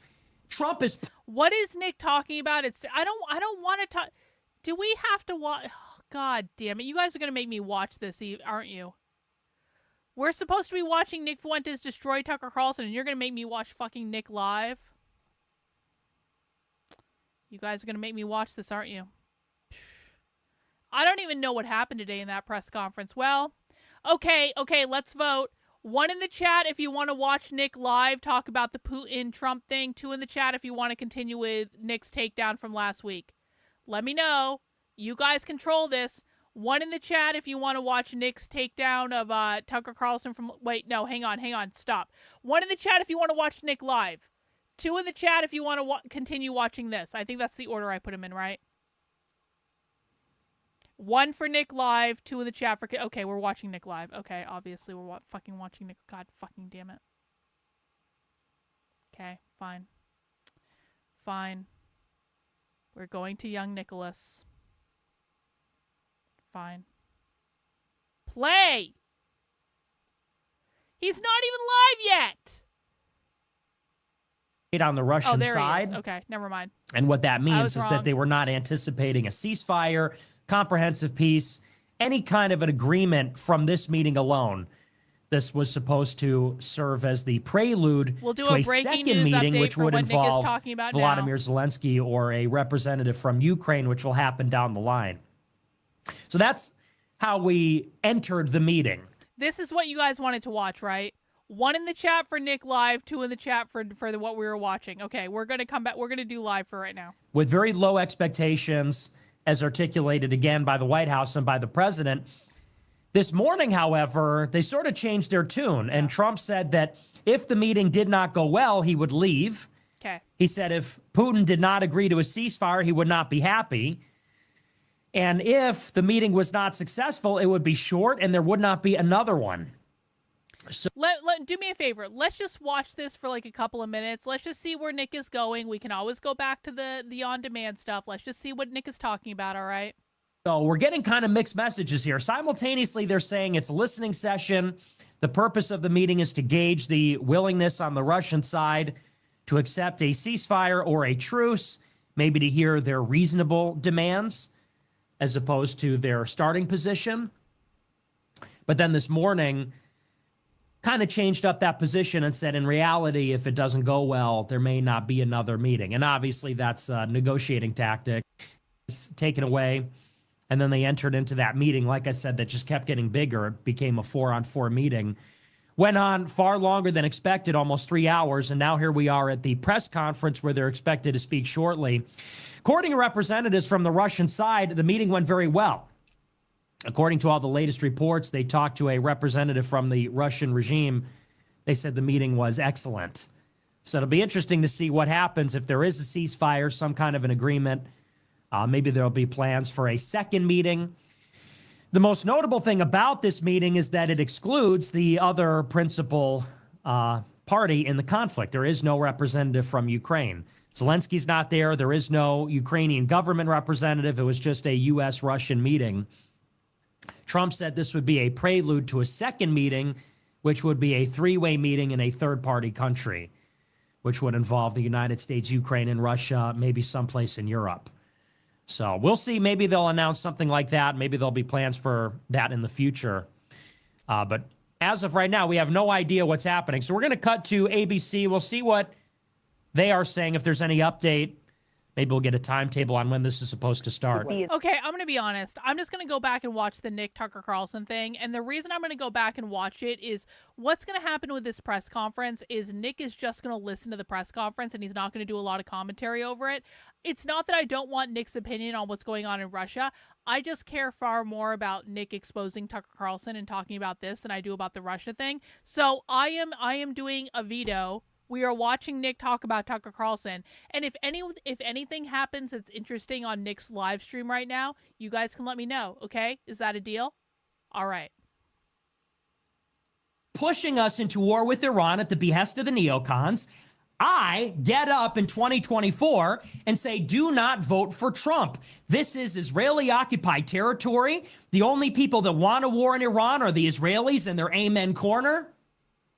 And just as in 1999, what does Tucker Carlson come out and say about me? He said, there are legitimate critics of the neocons like Joe Kent and Vance, but Fuentes is crazy and hateful. He is kooky and an anti-Semite. It's the same situation 30 years ago over a different war and the same monologue, canceling what is really the same figure, relatively the same figure, in exactly the same way. As I said at the beginning of the show, this is a story of generations. This story, like all stories, is a story of generations, fathers and sons, and cycles and networks, and the rise and fall of nations. So you could say that in the 1990s, there was a different generation of this battle. There were the paleocons and the neocons, just as there are now. Paleocons, America Firsters, and neocons. But I want to focus a little bit more on William F. Buckley, because as Ron Unz writes in his article, the major attack against Pat Buchanan did not come from Tucker Carlson. At that time, Tucker Carlson was a very low-level journalist, barely got on television, and was not really into public broadcasting. And his attack on Buchanan came in 1999, many years after the initial controversy in 1991. The major attack against Buchanan came from William F. Buckley, who at that time, if you understand anything about the history of the conservative movement, William F. Buckley was considered the intellectual leader of the conservative movement in America. Ron Unz calls him the quasi-pope. And it was William F. Buckley who founded National Review in the 1950s, at the beginning of the Cold War, after World War II. It was William F. Buckley that throughout the 1960s, 70s, and 80s, he is the one that really created the modern doctrine of conservatism. You know, one of the things I've been doing in the 1950s. hang on, quiet, Nick. Sorry, I have something to say. One of the things I've been doing, I've been writing a book about the evolution of queer Marxism and how queer Marxism came about as a cultural force in this country. And one of the things that's so interesting to me, and it's directly related to what Nick just said, so I'm going to bring it back. One of the things that's so interesting to me is that all of the cultural moments that have become kind of like big influences, do you know what it started with? It started with a fucking newsletter. It started with a newsletter. It started with just a group of like a small group of people meeting and talking about stuff and then saying, we should publish a newsletter about these things. This has happened over and over and over and over and over again. And so what I want to say is like, people on our side need to be creating content. They need to be creating things like newsletters, even though a newsletter might seem lame and cringe. They need to be doing things that articulate these ideas to the world in a simple and approachable way. And I think our side really sucks at doing that. I think the left is great at doing that. And I think our side sucks. And because I think it's our side sucks because people poo-poo this stuff. They say, if you're not getting tens of thousands of views on something, it's not worth doing. Every major cultural force has started with just a few people. Literally every single one. And so if your excuse to like not start something is because you don't think it'll get 10,000 views overnight, Nick Fuentes didn't get 10,000 views overnight. Nick Fuentes has been building his empire for years. But he had to start somewhere. And so I'm very much on like the side of we need to be creating more content, not less. We need to be telling our stories. We need to be sharing our perspective. We need to be writing books. Guys, it has never been easier to write books. You can publish your own book on Amazon with like 3 clicks. It's really not that hard. You don't need a book publisher. You can get your book out there on Amazon right now. And maybe no one reads it right now. Maybe you only get a couple people who buy it. But guess what? You're still contributing to the knowledge base of history. And you don't know what's going to come of that book. Oftentimes, like most of the time with books, it's the ones that have become like the cult things. The cult, like they maybe aren't popular when they're first published, but they become cult icons later. That those are the ones that actually really have the longest term impact. Anyway. At the beginning of the Cold War, after World War II, it was William F. Buckley that throughout the 1960s, 70s, and 80s, he is the one that really created the modern doctrine of conservatism. He was behind Barry Goldwater in 1964. He was the intellectual heavyweight behind the fusionist coalition that brought Reagan to power in 1980. So William F. Buckley was the leader of the conservatives, in many ways similar to Tucker Carlson today, or you could argue somebody like Ben Shapiro or somebody like Charlie Kirk. William F. Buckley was dominant. I would argue more dominant than any of them today back in the 1980s and 1990s. As I said, William F. Buckley wrote a 40,000-word hit piece on Buchanan in 1991 called In Search of Anti-Semitism, filled up a whole issue of the magazine, published as a book, and it sought to cancel Pat Buchanan and push him out of the race so that he could not challenge George Bush in 1992. That's crazy. Now, I want to talk about who William F. Buckley is. Because when we work through the biography of William F. Buckley, we're going to discover some startling themes, some startling patterns. And you'll notice there's many of these patterns that show up over and over and over again in consistent themes. Before we get into William F. Buckley, it is important to talk about the CIA and where the CIA came from and how the CIA operates, what its mission is, among other things. Because again, if you go back to last week, my criticism of Tucker Carlson, the central question is Tucker Carlson in the CIA? We talked about his father. We talked about Voice of America. He accused me of being in the CIA. He attacked Pat Buchanan. along the same lines that William F. Buckley did 10 years earlier. I want to talk about the CIA and establish some important things to understand about how they operate first, to understand all these stories. So where did the CIA actually come from? The CIA is established in 1947, but it was preceded by an organization called the OSS. And this was a wartime intelligence organization that was started during World War II in the aftermath of some sabotage attacks in New York City and other espionage that was happening during the war on the part of the Germans and the Axis powers that we were fighting. So the OSS forms up. That's the precursor to the CIA. It's a wartime intelligence outfit. Now, we're not going to go into all the particulars and details. There's a couple of things we need to understand about the CIA during World War II and shortly afterward at the beginning of the Cold War. In the first place, some of the most important sources, confidential sources that provided human intelligence for the OSS during World War II came through Italy. The United States invades Italy in 1943. They take over the Italian peninsula, and this is like their springboard into the European continent to fight Hitler and to fight the European Axis powers. The OSS rapidly establishes themselves inside of Italy.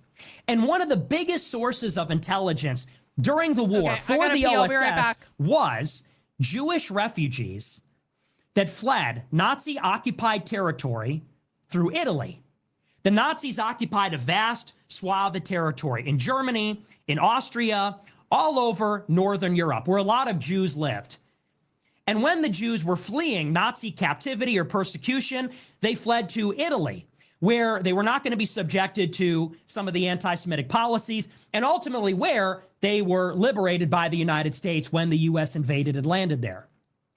Now, the Jewish refugees fled Germany and Austria into Italy, and they provided a massive source of confidential intelligence for U.S. wartime intelligence. And you have to understand why that is. Those Jewish refugees had information about Germany, about Austria. What's more, they spoke the language. They spoke German. They spoke the lingua franca of the Nazi Empire. Also, they were hostile to the Nazi Empire, being Jews. So these Jews that were leaving Nazi Germany, these are like ready-made intelligence units because they hate the enemy, they speak the enemy's language, and they used to live on the enemy's territory. So very quickly, in the 1940s, U.S. wartime intelligence is using these Jewish refugees to get information on the Nazis. They're using Jewish refugees as intelligence agents, penetrating Nazi Germany along the border. The person that ran this intelligence operation was a guy named James Jesus Angleton. Oh, yeah? He was in charge of all of the OSS operations on the Italian peninsula, and he got in charge a little bit later, but he got there in 1943 with the rest of the Allies. And it was Angleton who was running this operation. And Angleton saw the value of these Jewish refugees as intelligence officers. They were a great asset for what would become the CIA. This is important to understand. Now, later on, of course, the Allies win World War II. We defeat Nazi Germany. And in the next 5 years after the war is won, the United States enters a Cold War with the Soviet Union. And all of a sudden, the Soviet Union becomes the primary adversary. 1947, the OSS becomes the CIA. James Angleton becomes one of the founding fathers of the CIA. And he is put in charge of being a liaison between U.S. intelligence and foreign intelligence agencies. 1948, the State of Israel is declared. They declare their independence. They fight a brief war with the Arabs. The U.S. recognizes them. And James Angleton begins liaising with Israeli intelligence as part of his job description, founding father of the CIA, running counterintelligence, and working as a liaison with our allied intel agencies. Pursuant to the emerging Cold War, the Soviet Union became our primary adversary. But there was a big problem. An Iron Curtain had descended onto Europe. The Soviets were not letting anybody leave the Soviet Union, or later on, the Warsaw Pact countries. The Soviet Union was a closed-off society. Joseph Stalin made it like a fortress. And so in the early days of the CIA, in the early days of the Cold War, we had no knowledge of what was happening inside the Soviet Union. We had no human intelligence, no sources that were inside of Russia, and Stalin had created this impenetrable fortress. There was no way to get in. That is until the 1950s. During the 1950s, there was a major aliyah. An aliyah is when the Jewish people leave their country from the diaspora and go to Israel. There's been many waves of aliyahs over the years. I think there's 6 or 7 major aliyahs. This is when a Jew makes their pilgrimage, they leave, and they return to the Holy Land to reside in Israel. In the 1950s, there was a major aliyah of Jews. Russia had a massive Jewish population. They left the Soviet Union and went to Israel. James Angleton understood the value of Jewish refugees as an intelligence source. Just as in Italy during World War II, Austrian and German Jews were very helpful human sources to tell us secrets about Nazi Germany, and they spoke the language and they carried out operations and they knew about those countries in which they resided. Angleton, now running the foreign desk at the newly created CIA, he saw the value in Jewish refugees that left the Soviet Union and went to Israel. And so James Angleton began a working relationship with the Israeli intelligence agencies like Shin Bet and Mossad. And a quid pro quo relationship was established. Israel understood, just like Angleton did, the value of the intelligence that the Jews leaving Russia had for the United States. And Israel was not going to give that intelligence away for free. As the Jewish refugees left Russia and came into Israel, the Israeli intelligence agencies like Shin Bet would pick them up off the street and interview them. They would gather all the information and put them under confidence. They would gather all the information that the Russian Jewish refugees had, and they would go to their liaison from the CIA, James Angleton, and they would offer him a deal. The Israeli intelligence agencies would say, if you give us American intelligence on our adversaries, like Egypt and Syria, if you give us intelligence on nuclear weapons, then we will give you the intelligence from our Jewish refugees that left Russia. That was the quid pro quo relationship that went from the 1950s until Angleton left the Israel desk in the early 1970s. So from the very beginning, from the 40s during the time of the OSS in World War II, through to the beginning and the height of the Cold War in the time of the CIA, you have to understand that U.S. intelligence and Israeli intelligence, in particular Jewish refugees, were inextricably connected. So much so, many people talk about the assassination of John F. Kennedy and the role of the CIA in it. People point to James Angleton. James Angleton managed a team of hundreds of people with a black budget. Many of them oversaw the handling of John F. Kennedy's assassin, Lee Harvey Oswald. The people that opened Lee Harvey Oswald's mail and read it, the people that met with him in real life, they were Jewish. No They were kidding. Jewish refugees from Russia. No And anti-Semitism. they were part of Angleton's hand-picked team working with a black budget, liaising with the state of Israel.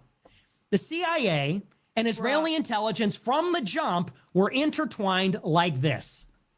And the reason for this is not hard to understand. This is another thing to comprehend about the CIA before we get into William F. Buckley. James Jesus Angleton was not Jewish. He was American. He came from Idaho. And you might say, was he Jewish? Was he secretly Jewish? What was the motivation? It was pretty simple.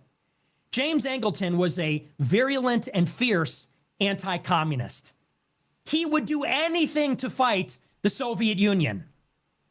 And in the 1950s, when we had no idea what was happening in Russia, he would do anything to get his hands on intelligence about Russia and about the Soviet Union, even if it meant working with the Israelis, even if it meant giving the Israelis classified information about nuclear weapons. What's more, James Angleton saw Israel as an ally against the Soviet Union in the Middle East. After 1955, Egypt and Syria were armed by the Soviet Union. They received weapons, tanks, planes. and over the 50s, 60s, and 70s, moved further and further into the orbit of the Soviet Union. And on the great chessboard of communism versus capitalism during the Cold War, the CIA and the Defense Department, all these different anti-communists, they saw Israel as a bulwark against Soviet communist influence in the Middle East. So that was the basis of their cooperation. I struggle so much with the term anti-communist because, of course, I am vehemently anti-communist. I literally spend my life studying communism in America and communist activism in America. But I have such trouble with the term, and it's the same reason I have trouble with the term woke and why I'm moving all my stuff away from not even using the term woke at all, because woke is a meaningless fucking term because the people who claim to be anti-woke ruined the term by making woke mean anything they disagree with. And so I really struggle. Like, I call myself on Twitter an anti-communist cult leader, but at the same time, I kind of cringe at that because the people that call themselves anti-communists are usually cringe fucking Zionists. And it's like, I don't want to be associated with you either. Like, I really don't. I don't want to be communist, but can we be honest and say that Israel is kind of fucking communist? Like, kibbutzes are communist. Kibbutzes are literally fucking communist. And so it's kind of like, I don't want to be associated with Phil Labonte. Phil Labonte is a low IQ retard. I don't want to be associated with James Lindsay. James Lindsay is a low IQ retard paid shill for Israel. But I just don't know what else to call it. Like, what other term can I use? Can we invent our own term? I mean, that might have to be what's done. But it's like, I want people to, I mean, anti-communist is really kind of like, it's kind of like the most descriptive term of what I do. But at the same time, I have no desire to be associated with most people who yell and scream that they're anti-communist, because they're really not. They're just Zionist retards. So I don't know what the answer is there, but I'm just putting it out there. And maybe, well, here's the thing, though. Here's the thing. It's not as though capitalism doesn't have problems. But the thing of it is most people who are criticizing capitalism from the right, they're not using the same definition of capitalism as the left uses. So people like Nick will talk about how, you know, the problems with capitalism. And I agree. I don't think that capitalism is necessarily a perfect system. But it's also like, Nick does not have the same definition of capitalism as the far left does. Oh, no. Jesse Kelly is a low IQ fucking retard. Fuck that guy. Seriously, Jesse Kelly doesn't know. Just because someone wrote a book about something doesn't... I promise you, Jesse Kelly probably didn't write that book. Jesse Kelly hired someone to write that book because Jesse Kelly is a low IQ fucking retard that I would be surprised if Jesse Kelly could write enough information to fill a chapter of a book, let alone a whole book. So no. I will not be associating with Jesse Kelly at all. He can go fuck himself right off. And this is the problem, right? Because the person who wrote the Anti-Communist Manifesto, Jesse Kelly doesn't know the first fucking thing about communist activism in America. Bro wrote a book about it, doesn't know the first fucking thing about it, but we're gonna pretend to be anti-communist. Okay. Anyway. Just like in World War II, they wanted to defeat the Nazis so that the United States could liberate Europe. During the Cold War, they wanted to defeat the Soviet Union. That's why they backed Israel and used Jews as an intelligence agency, effectively. Something else was created in the 1950s. This is the last thing we need to establish about the CIA before we get into William F. Buckley. What the CIA was really worried about in the 1950s was the ideological battle that the communists were waging on America. Because in addition to the Cold War being an arms race, a space race, being fought in proxy wars in Asia, Latin America, and in the Middle East, it was also an ideological battle. And in the same way that the Soviet Union was providing weapons and building nuclear weapons and doing all of these conventional or non-conventional military activities, the Soviet Union was also supporting an international communist element. They were backing communist political parties. They were backing communist book clubs, campus organizations, backing communist intellectuals. And if you know anything about the Red Scare, which happened in the 20s and then again in the 50s, and really was in place throughout the duration of the existence of the Soviet Union, the US government and CIA, first the FBI, then the CIA, were very concerned about communist and Soviet penetration of American society through the use of spies, double agents. That is actually true, by the way. In my research for the book I'm working on, I've come up with like a lot of like the FBI. Did you guys know that the FBI used to actually monitor communist groups? Not just fake bullshit like they do now, but the FBI used to actually be somewhat useful in terms of like monitoring real communist groups in America. And I've actually been researching and going through a lot of archives with like they were monitoring all of the groups that, you know what's funny? The FBI was monitoring all the groups that led to the development of queer Marxism as we know it today. Now, did the FBI do anything about it? No, of course not. But the FBI was actually monitoring the groups that I'm studying for this book I'm writing about queer Marxism.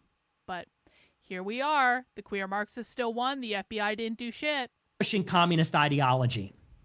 So just like the Soviets, the CIA also engaged in an information ideological war.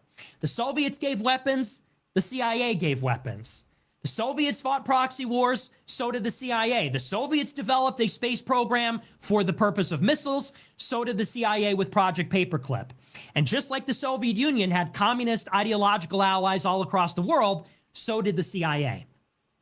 In the 1950s, the CIA backed a program called the Congress for Cultural Freedom.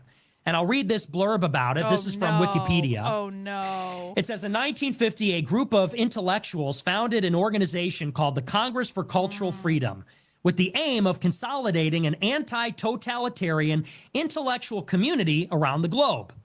The CCF's connections with the United States CIA were definitively established 16 and 17 years later in reports by the New York Times and Ramparts magazine, respectively. They claimed that the CIA, operating through a series of dummy foundations, had been instrumental in organizing and funding the CCF. Ramparts magazine is communist Two magazine. people who were critical at the very beginning, and this will be important later, are Irving Kristol and James Burnham. Oh, yeah? They were both there in Berlin in West Germany at the founding of the CCF. Congress for Cultural Freedom in the 50s and 60s claimed to be an organization of pro-freedom intellectuals, many of them liberal. Many of them were left-wing or center-left liberal. And the claim of the Congress for Cultural Freedom is that they were leftists or liberals against radicalism, against communism. Some of them were even Trotskyites, but they were against Stalinism and against the Soviet Union. Some of the biggest names in the conservative movement in the 50s and 60s. Some of the biggest magazines with the conservative or even liberal ideological orientation in the 50s and 60s received money from the Congress for Cultural Freedoms. Many names you'd recognize were involved with this group. And throughout those 2 decades, nobody knew that the entire time this outfit, which was providing seed money for magazines, radio stations, TV stations, books, book clubs, you name it, it was receiving money from the CIA the entire time. Wow. Many of the constituent projects did not even know about the connection. The Congress would provide money for a small magazine. They'd provide a grant for an intellectual. And the recipients of these grants themselves, in some cases, did not even know that ultimately the money came from the CIA. That was revealed many years later. So this is important to understand about how intelligence in America operates. Again, World War II and the Cold War, they're relying upon Jewish refugees. They see Israel as a bulwark against communism. The CIA, even the elements that are not Jewish, or even necessarily sympathetic to Israel because it is Jewish, they were very pro-Jewish because of what they believed they could gain in their fight against the Soviet Union with the organized Jewish community in the world and with the state of Israel. And then, and aside from that, The CIA is fighting an ideological battle against totalitarianism. Okay, against so breaking news. Is this from Nick's stream? The summit is over and nothing happened. Breaking news. Thank you for the update. Appreciate it. Stalinism. And so they're backing a lot of conservative intellectuals, liberal and conservative, that are saying, you know, even if they're not conservative, they're against radicalism. They're against the turn of the American left to full-fledged socialism and communism. And that is so that they could fortify American democracy and democracy even in Europe. Now we got to get into William F. Buckley, understanding these things. So William F. Buckley is the head of National Review, criticizing Patrick Buchanan in 1991. But where does William F. Buckley come from? I'll read to you a little bit from his bio. William F. Buckley enrolled at Yale University after World War II. Very important that he was from Yale. He joined the Skull and Bones Secret Society. If you recall, so did George H.W. Bush about a year before he did, and so did other prominent people too. He edited the Yale Daily News, a student newspaper. In 1951, he was recruited into the CIA and worked with E. Howard Hunt in Mexico City, where his father had an oil company. While with the CIA, he published a book called God and Man at Yale, The Superstitions of Academic Freedom. Later, he left the CIA and became editor of the American Mercury. He continued to be active in right-wing politics. In 1953, he established the Intercollegiate Society of Individualists. So he's at Yale University after the war. He's recruited by one of his professors into the CIA. He allegedly leaves the CIA, and then he forms up this group called ISI, Intercollegiate Society of Individuals, which was created to counter a group of the same acronym of a similar name that was formed up by communists to support socialism. Fake and gay. Then in 1955, he hits his big break. He founds National Review with Leo Bazell. The early senior cadres of the journal included Yale professor Wilmore Kendall, who, as the chief CIA recruiter at Yale, was responsible for recruiting William F. Buckley into the CIA. It also included James Burnham, who was working for the OSS during World War II and was active in the Congress for Cultural Freedom. He was also reputed to have had a hand in the successful plan to overthrow Iran's Mossadegh and install the Shah in 1953. Also on the original board was William Rusher, formerly a hard-right captain in Army military intelligence. Marvin Lieberman met William F. Buckley in the 1950s and also helped to found the National Review. He was active in CIA. Can I just say, I love how, I don't know how long you've been following Nick. I've been a Nick supporter for probably, well, since basically October 7th. Nick and I didn't like each other before October 7th. And then after October 7th, but I was always listening to Nick is the thing. I was always listening to Nick. I was always paying attention to him because I thought that he was going to be a problem. And so after October 7th happened, I was listening to Nick. I was following him. I saw his like "we're back" tweets he had a Twitter account, but not his real Twitter account. Anyway, so Yasmin and I were like following Nick's fake Twitter account all over Twitter to try to find out when he was doing Twitter Spaces after October 7th. And I was like, you know, this kid's gonna say something really anti-Semitic and awful, and it's gonna be great. Yeah, we used to spy on Nick. And then in the course of spying on Nick, I realized that Nick was right about everything. And it was really awful, and I didn't want to admit it, and it was bad, but I had to because Nick was doing the best commentary about what was going on in the Middle East out of like literally everyone doing commentary on the internet after October 7th. And I listen to everyone, man. Even if I don't like you, even if I don't agree with you, I still listen to him. And Nick Fuentes was doing the best fucking commentary and the best analysis on what was going on in the Middle East, and it wasn't even close. And that was when I joined Nick's team, because he has been colossally fucked over by the right. He has been smeared to within an inch of like, I don't know how this kid has survived is the thing. Like even though I don't agree with him on everything, because I don't agree with him on everything, and you always have to say that because it's Nick fucking Fuentes, I don't know how this kid has survived.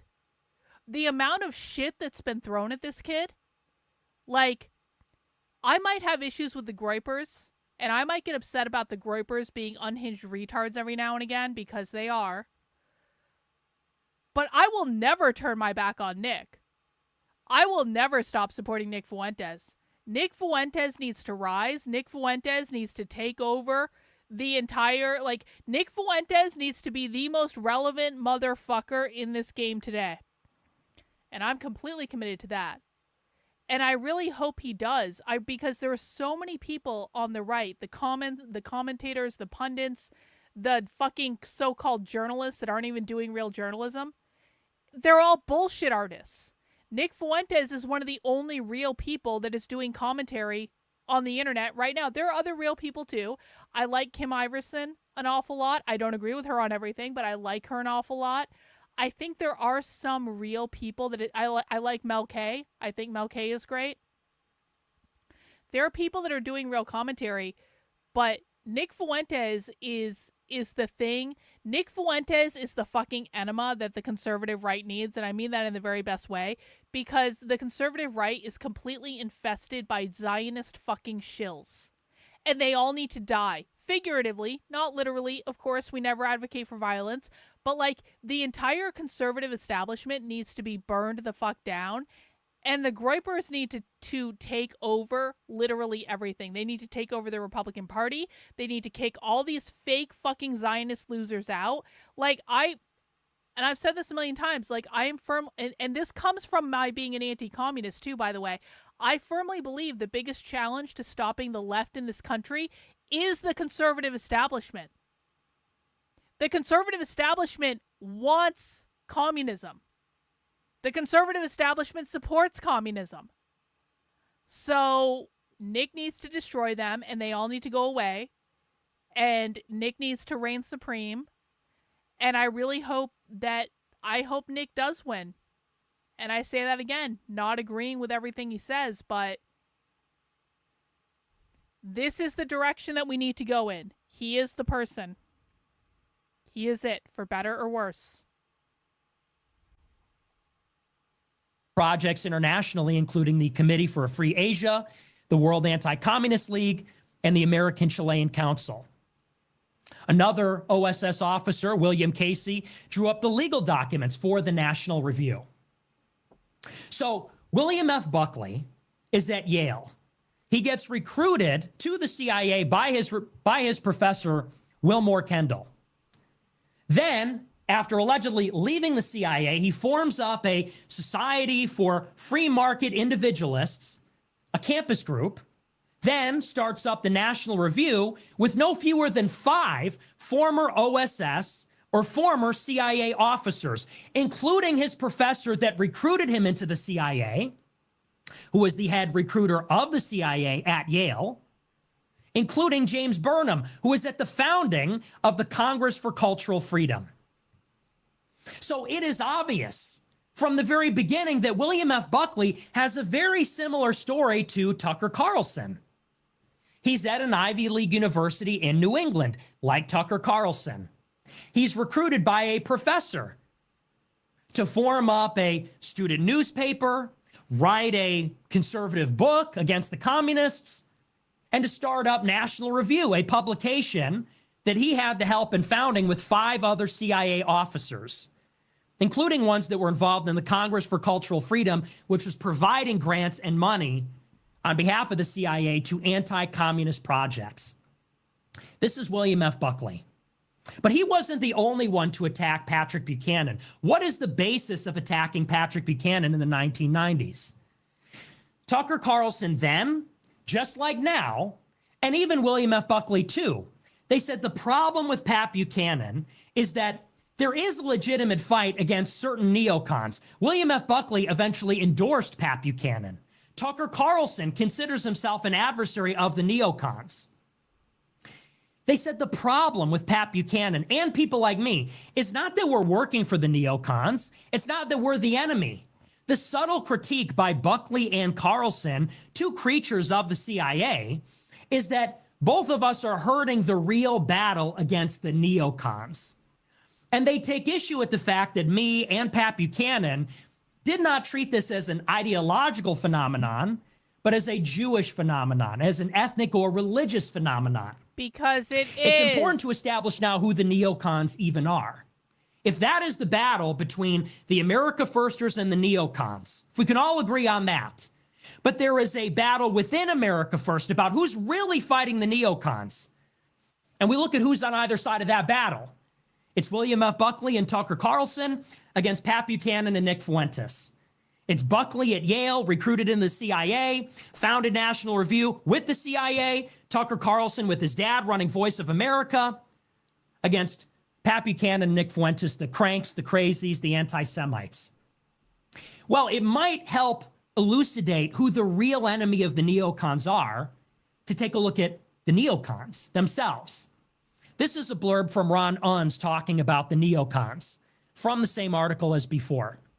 It says, quote, "The term neoconservative had originally appeared in the early 1970s, applied by critics to a small group of social scientists and other intellectuals who had rejected the radicalism of the 1960s and gravitated towards more moderate positions. In 1965, Irving Kristol co-founded The Public Interest, a semi-academic quarterly journal focused on matters of social policy. Many of these individuals were Jews originally from New York City, often with deep personal roots in the non-Stalinist left, including Trotskyites. Also around that time, Commentary Magazine, edited by Norman Podhoretz and based in the same city, New York, moved in a similar direction, replacing its enthusiasm for the radical new left with sharp criticism, becoming the leading American publication associated with the early neoconservative movement. In those pre-internet days, professionally produced print publications with a national circulation were an extremely scarce intellectual resource, and as such, could serve as the focal point for a nascent ideological movement. Okay? This is an important point to understand. In the 2020s, how do people get their ideas and information? We get it from social media. 15, 20, 30 years ago, how did people get their information?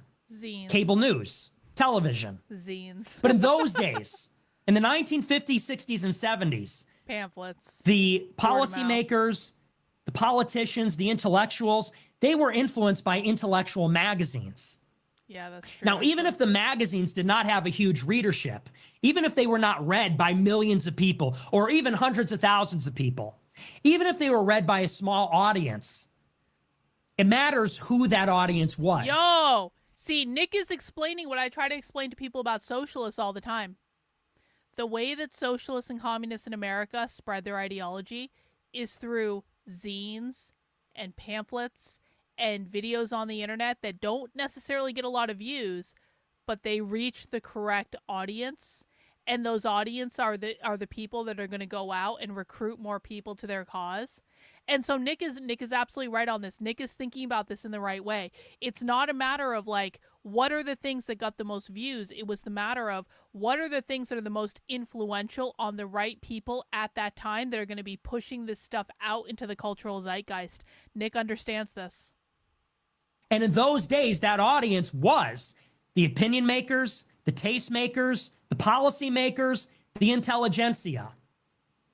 So what Unz is talking about, and this is critical to understand the influence of the neocons, is that the Congress for Cultural Freedom with the CIA is funding all these small magazines. And you might not understand the significance of it, but these small magazines, these radio stations, these international television programs, like we talked about last week, as Dick Carlson himself said, this is the lifeblood. This is the bread and butter. Well, it's not just how communists got so much influence pre-World War II. It's literally how they're getting influenced now. They're literally doing exactly the same thing now. The communists have their own underground communication network. They have their own propaganda. They have their own libraries online that non-communists don't even think to look at. Communists have these things called distros. Just look up Sprout Distro. Sprout Distro is an example of one of their like zine distribution outlets. Communists have whole fucking websites dedicated to just distributing their propaganda. And maybe it doesn't reach everyone in the world, but it reaches the right people in the world. And this is something that we're trying to archive, by the way. I have a massive archive of communist propaganda and communist zines that we're trying to make public through my Center for Left-Wing Studies that we're working on. But, like, they're literally doing the same fucking thing today. They never stopped. And it still works. And I think it makes sense that it works, too, because, like, all this internet bullshit, all the memes, all the things going on Twitter, that doesn't reach the right people. You need to reach the right people through pamphlets, through zines, through things that are distributed through these underground networks. It's the same thing. Yeah, that's exactly right. That's what Antifa reads. 100%. Of political movements, domestically and internationally. This is the intellectual juice behind them. This influences them. So the article says... Oh, yeah? What does capitalism mean to the far left? Do you know the far left's definition of capitalism? Because I bet it's not the same as what you think it is. What is the left's definition of capitalism? Do you know what capitalism means? We have to stop and do this every single time. What does capitalism mean? It does not mean property. That's way too general. What does capitalism mean? I don't give a fuck about the jokes Nick makes, to be really honest about it. I don't give a fuck that Nick Fuentes made a joke. I don't give a fuck that Nick Fuentes made a joke saying your body, my choice. Get the fuck over it, honestly. So what's the left's definition of capitalism? Nope, wrong. Do you want to try again? Nope, that's not a definition, bro. Do you know the definition? Do you know what capitalism means?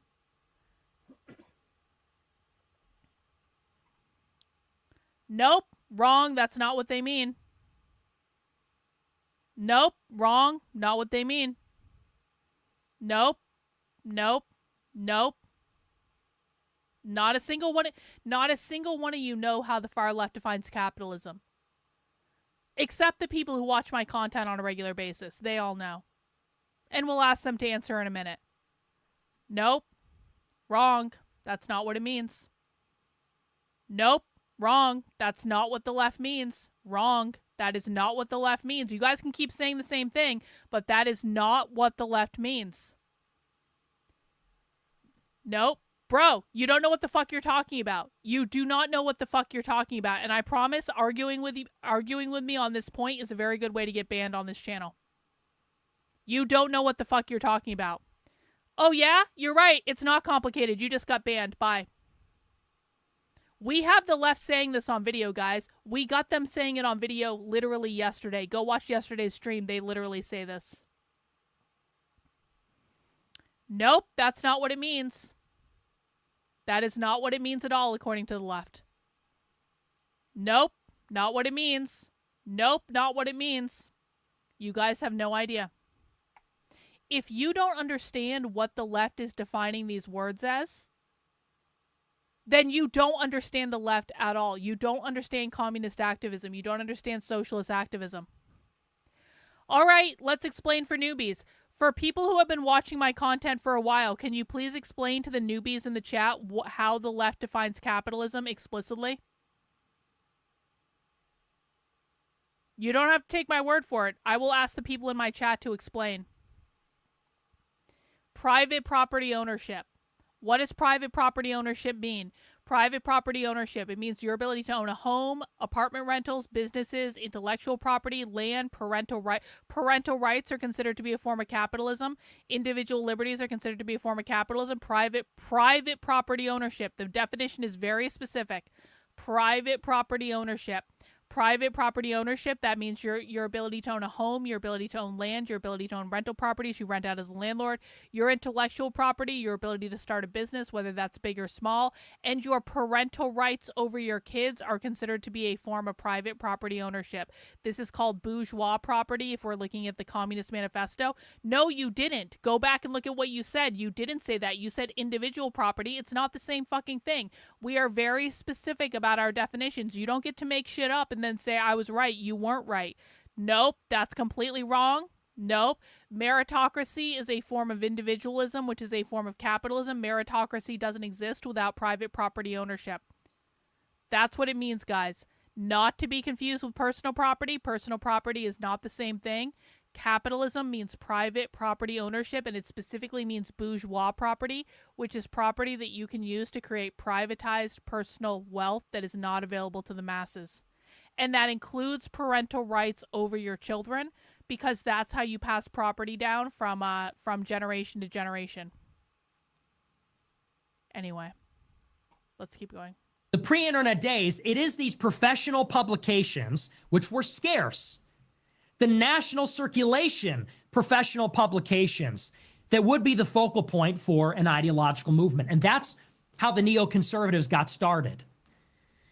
It says, but Commentary, one such magazine, again, edited by... You can make this argument if you want, but this is a batshit stupid argument to make. Capitalism isn't even real. We only know corporatism. Do you know what that's going to lead to? That's going to lead to the left taking away your parental rights over your kids. If you want the left to win, and you want parental rights to be abolished, keep making this argument. Because it's a great way for the left to win and for you to lose. Because you don't understand that there is still time to stop the left from what they're doing, which includes taking away your rights over your children. But you have to stop making boneheaded, fucking stupid arguments that have nothing to do with what the left is doing at all. So keep going. You're going to lose parental rights over your kid. And it's going to be your own damn fault. But... nope, it's not actually, because there are different types of anarchism. There's anarcho-capitalism. Anarcho-capitalism still has private property ownership. Anarcho-communism is what we're worried about. So we are not worried about anarchism implicitly. If you still have private property rights, then you're fine. Anarcho-communism is what the problem is. Oh, wow. Oh, wow. Oh, you just got banned. Bye, asshole. Oh, you didn't listen to a word I said? Oh, you didn't listen to any of it? Bye, you just got banned. Bye. Bye. You see how that works here? You think I'm fucking around? Norman Podhoretz was also the flagship publication of the American Jewish Committee. And Podhoretz himself deeply identified with Jewish issues. Those factors impacted his editorial line, which naturally included a major focus upon Israel and the Middle East along the plight of Soviet Jewry. Partly for such reasons, a hawkish foreign policy, including heavy emphasis on the Cold War, became important neocon concerns. So think about how this develops. We got to back up and talk about the history again. So in the 1950s, we are in a Cold War with the Soviet Union. And very quickly it becomes clear that Jews are going to be the intermediary between the Soviet Union and the United States. It is going to be Jews, Jewish spies, Jewish double agents. They act as the mediators. They're conducting arbitrage between the Soviets and the Americans. I'll give you a few examples. In 1949, the Soviet Union detonates an atomic bomb. How did the Soviet Union get the bomb when the Americans developed it in secrecy? How did the Soviets get it before the British, before the French? They got it through Jewish spies, like Julius and Ethel Rosenberg, who were Jewish communists in America that passed the secrets to Soviet spies. In 1956, Nikita Khrushchev, the general secretary who succeeded... Bro, do me a favor. Do me a favor. I've gone undercover at multiple socialist events. Have you ever gone undercover at socialist events? Have you ever actually been around real socialist and communist activists in America in your fucking life? Do me a favor. Why don't you haul your ass to a real socialist meeting? And why don't you go into that meeting and go, "Excuse me, communists. I have a bachelor's degree in business and I have a bachelor's degree in computer science. And I know what capitalism is and you do not know what capitalism is. And let me educate you about what capitalism is." Do you think that's going to go well? Do you think they're going to listen to you? Let me tell you what's going to happen if you ever do that, and I don't believe for one fucking second that you've ever done that. Let me tell you what's going to happen. They're going to laugh you out of the fucking room, and they're going to say, we don't give a flying fuck what you think, and we don't give a flying fuck what your opinion is. We're going to keep doing... Okay, okay, you just got banned. I'm sorry. You're far too stupid to be here. Go away. Let's continue. Joseph Stalin, after his death in 1953. Can't help some Khrushchev gave a famous speech in 1956, de-Stalinizing the Communist Party. For the first time ever, he destroyed the cult of personality around Stalin by criticizing the excesses of the purges and other policies like the 5-year plans that Stalin inflicted on Russia. It was so secretive, it was called the secret speech, and it was only delivered to the Communist Party. But the United States got their hands on it. How? Because of Jewish refugees that left the Soviet Union, gave it to Shin Bet, the Israeli intelligence agency, who gave it to the CIA. So how did the Soviets get the bomb? Jewish spies. How did the Americans get the secret speech? Jewish spies. Yep. If the United States is fighting a spy war, an intelligence war with the Soviet Union, Jews are going to be a very big part of that. And why is that? True. Because Jews live in Russia, Jews live in the United States. They live in Germany, they live in France, they live in the United Kingdom, they live in Italy. And they don't have allegiance to their home countries. They might have allegiance to Israel. They might have ideological affinity with communism. They might have ideological affinity with capitalism. But because they're not, strictly speaking, American or Russian by ethnicity, or Italian or French, because they are stateless, they become free agents. And they could pick sides depending on their ideology, depending on their ideals. So an American Jew could be an ideological communist in their heart and betray America. A Russian Jew could be born in Russia but betray the Soviet Union because they're American in their heart. They're capitalist in their heart because they flee to Israel and they want to support Israel. Okay? So during the 1950s, 1960s, and 1970s, you have Americans that are engaged in a Cold War with the Soviet Union. But American Jewry, Russian Jewry, and Israel are somewhere in the middle. Now, the Americans are fighting with the Russians in Cuba, in Korea, in Vietnam. We're in the middle of an arms race, a space race. And for those that don't know, the space race is really an arms race. Because when we're building rockets that are ostensibly supposed to do satellites and go to the moon, they also have a dual use, which is as intercontinental ballistic missiles. So in the 50s, 60s, and 70s, Americans are going crazy. The American leadership is going crazy because we're saying, how do we defeat this enemy? They seem to be everywhere. These countries are falling like dominoes. And the Soviets have a bigger conventional force in Europe. They have a bigger nuclear arsenal. They might have the advantage. This is what's happening in America. And so the Americans are funding these magazines to stall and to forestall communist influence in Europe and the United States. But there's something happening at the same time, which is that Israel is fighting a war for independence. Israel declares its independence in 1948. They fight a war with Egypt and Syria. Jewish organized crime in America runs guns illegally to Israel, which helps Israel decisively defeat a coalition of Egypt and Syria in the war. And an unsteady peace breaks out. In 1955, Israel does a major raid on Gaza and kills 35 Egyptians. Egypt is not receiving arms from the United States and Europe, but Israel is. So what does Egypt do? President Nasser turns to the Soviet Union. And the Soviet Union begins supplying weapons to Israel's enemies, Egypt and Syria. In 1956, Israel goes to war with Egypt. Throughout the 50s and 60s, Israel's at war with its neighbors, with the Palestinians, with terrorist groups. Israel is fighting for its very survival. And as time goes on, Egypt and Syria and all the other Muslim countries are moving closer to the Soviet Union, and Israel is moving closer to the United States. By the mid-1960s, when Lyndon Johnson is installed in the United States, we start pouring weapons into Israel.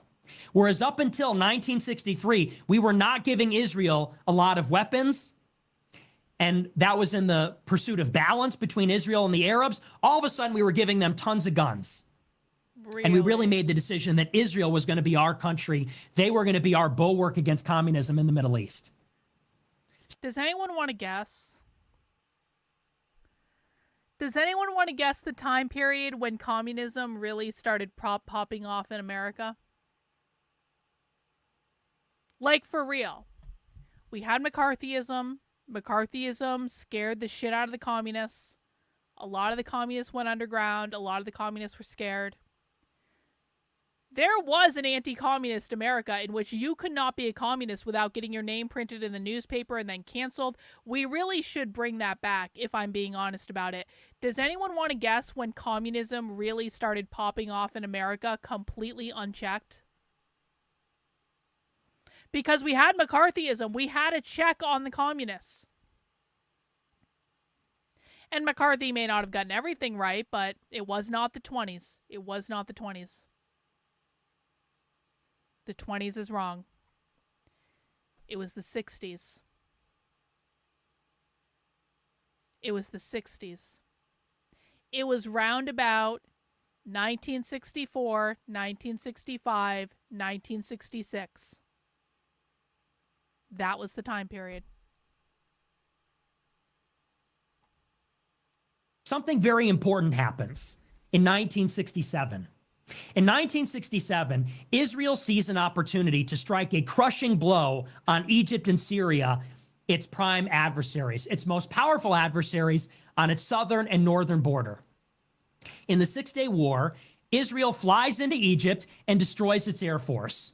Then Israel flies into Syria and destroys its air force. With total air superiority, Israel invades Gaza, Israel invades the Sinai Peninsula from Egypt, and then Israel in the north takes the Golan Heights and nearly sieges Damascus in the north inside of Syria.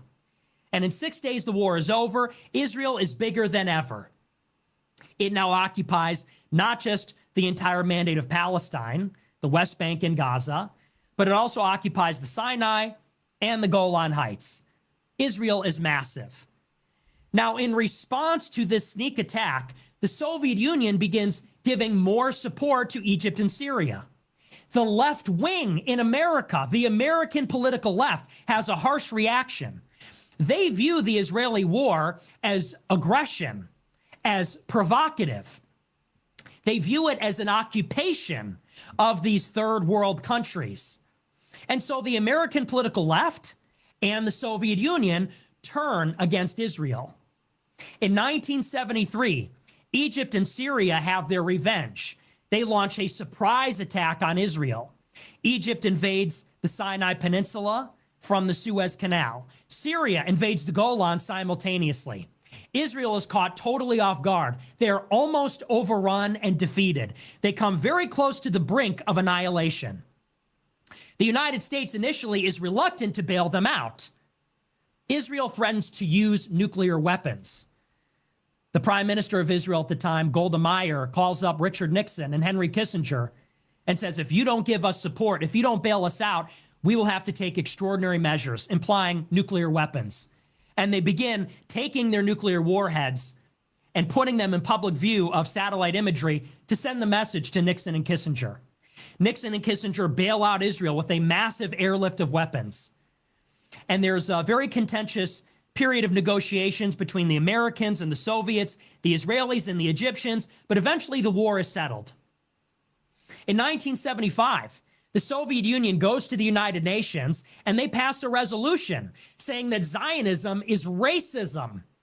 The Soviet Union is now fully against Israel, and they're against Israel because they're backing Syria, they're backing Egypt, which Israel has just invaded, attacked, at war with, violating the terms of the ceasefire. The Soviet Union is backing Israel's enemies and passing resolutions in the UN objecting to Zionism itself. And the Soviet Union's allies in America, the American political left, is also decidedly against Israel. They say that Israel's colonizers, racists, they take the side of the Egyptians and the Syrians. And this is where many of the Jewish left-wingers that were supported by the Congress for Cultural Freedom in the 50s and 60s. Now remember, they themselves were communists. They were from New York. They were liberals. They were leftists. Remember, the purpose of the Congress for Cultural Freedom was to beat back the ideological influence of the Soviet Union by steering the left away from communism and Stalinism and towards a more moderate form of left-wing politics. And many of those intellectuals were part of a Jewish New York intellectual scene in the 50s, 60s, and 70s. All these guys were left-wingers. And the neocons like Irving Kristol and Norm Podhoretz, they were left-wing too. But when they saw the American political left's reaction to 67 and 73, when they saw the Soviet Union's resolution at the UN, when they saw the Soviet Union go firmly behind Egypt and Syria, that is when the Jewish neocons flipped. And this is what they had to say about it. These are the two preeminent neocons, Irving Kristol and Norm Podhoretz. Irving Kristol, in a Wall Street Journal essay titled Notes on Yom Kippur. I mean, so what does everyone do when AI and robots have replaced humans in almost all jobs? I mean, the very best plan right now is to learn the fuck out of AI. AI is incredible, but AI still needs humans to operate it is the thing. AI is not infallible. Listen, man, I do all my research using AI. AI gets a lot of shit wrong. AI needs humans to guide it. So the very best thing people can do right now regarding AI, if you're scared of it, learn it. Learn to prompt. There are so many amazing AI tools out there. You can do so much cool shit. It's like, just embrace it. There is nothing that you can do to stop AI. AI is going to win. AI is going to kick your ass. If you try to resist AI, you are going to lose. So you have to learn it and try to find a way to flow with it. Said that he admitted to a Jewish instinct for impending disaster. He wrote, "I care desperately. I sense deep down that what happens to Israel will be decisive for Jewish history and for the kinds of lives my grandchildren and great-grandchildren will be leading. In such a war, not only is the whole of the Jewish past at stake, but also the whole of the Jewish future." That's Irving Kristol, the godfather of neoconservatism. That's Irving Kristol, the godfather of neoconservatism, who founded what was at the time the most influential neocon magazine in the 1960s, which is The Public Interest. He said in his notes on the Yom Kippur War that the whole of Jewish history is at stake. He sensed it. Norm Podhoretz, who founded Commentary Magazine, which is arguably the second or first most influential neocon magazine after Public Interest, Norman Podhoretz had this to say about the 1975 resolution by the Soviet Union. He said, quote, "The resolution did not merely condemn the state of Israel for alleged crimes against the Palestinians or for discriminating against its own Arab citizens. What the resolution did was to denounce the state of Israel itself as an illegitimate entity. The very idea of a sovereign Jewish state in the Middle East, let alone the actuality of one, no matter what its boundaries might be, was by definition declared criminal. In the eyes of this resolution, Israel could only cease to be criminal if it ceased to be both Jewish and sovereign. If, in other words, it ceased to exist." Returning to the boundaries of 1967 or even the boundaries of 1948 would make not the slightest difference, for the resolution did not concern boundaries or occupied territories. It concerned the right of a sovereign Jewish state of any size or shape to exist in the Middle East. In a profile of Podhoretz, it said, quote, "He felt deeply betrayed by the American left, and not to mention the Europeans, who became critical of the Jewish state after the 1967 war, and even more so after the Yom Kippur War in 1973. Podhoretz later wrote that after the war, he would direct commentary to become more aggressive than it had ever been before in defending Jewish interests, both at home and abroad. So you have these Jewish leftists in New York. They're being funded by the CIA. These Jewish intellectual leftists, they're being funded by the CIA to curb the radical tendencies the Stalinist, Soviet sympathetic tendencies of the American left wing. And they're working hand in glove with the CIA, who's also against the Soviet Union. Yo, can we just take a quick pause? I have just opened my third beer. It is the Pumpkin Spice Latte Oatmeal Stout from Fat Orange Cat Brewing Company. And I haven't even had a sip of this yet, but I can smell it. And it smells like cinnamon and goodness. So if you're drinking something fun on this glorious Happy Hour Friday, please let us know in the chat what you're drinking. Let's take a sip.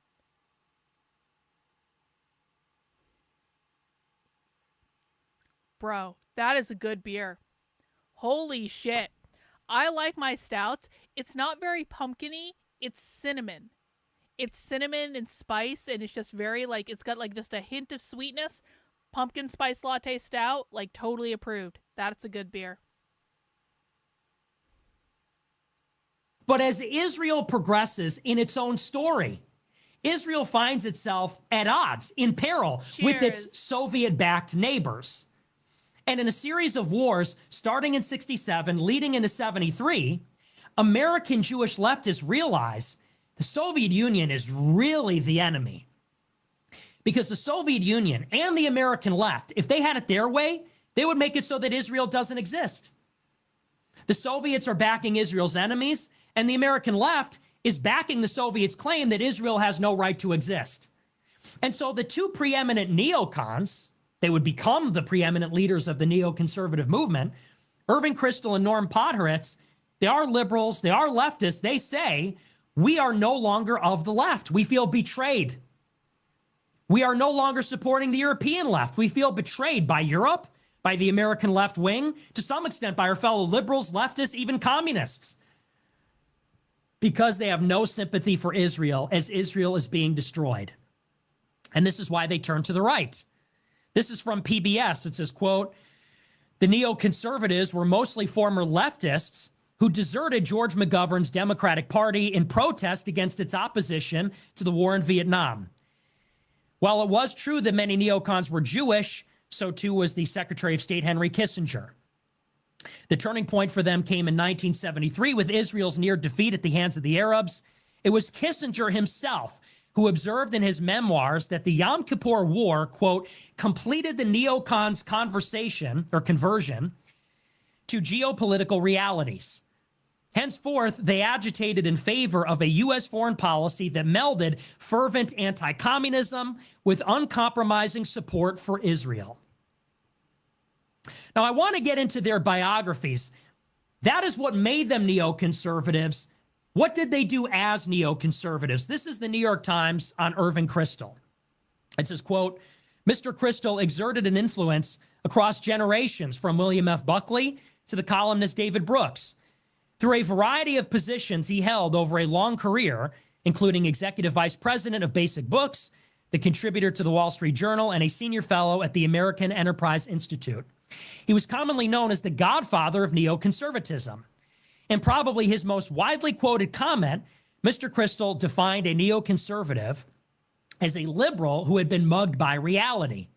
Mr. Kristol translated his concerns into a magazine. In 1965, with a $10,000 contribution from a wealthy acquaintance, he founded the Public Interest magazine. Its founding is considered the beginning of neoconservatism.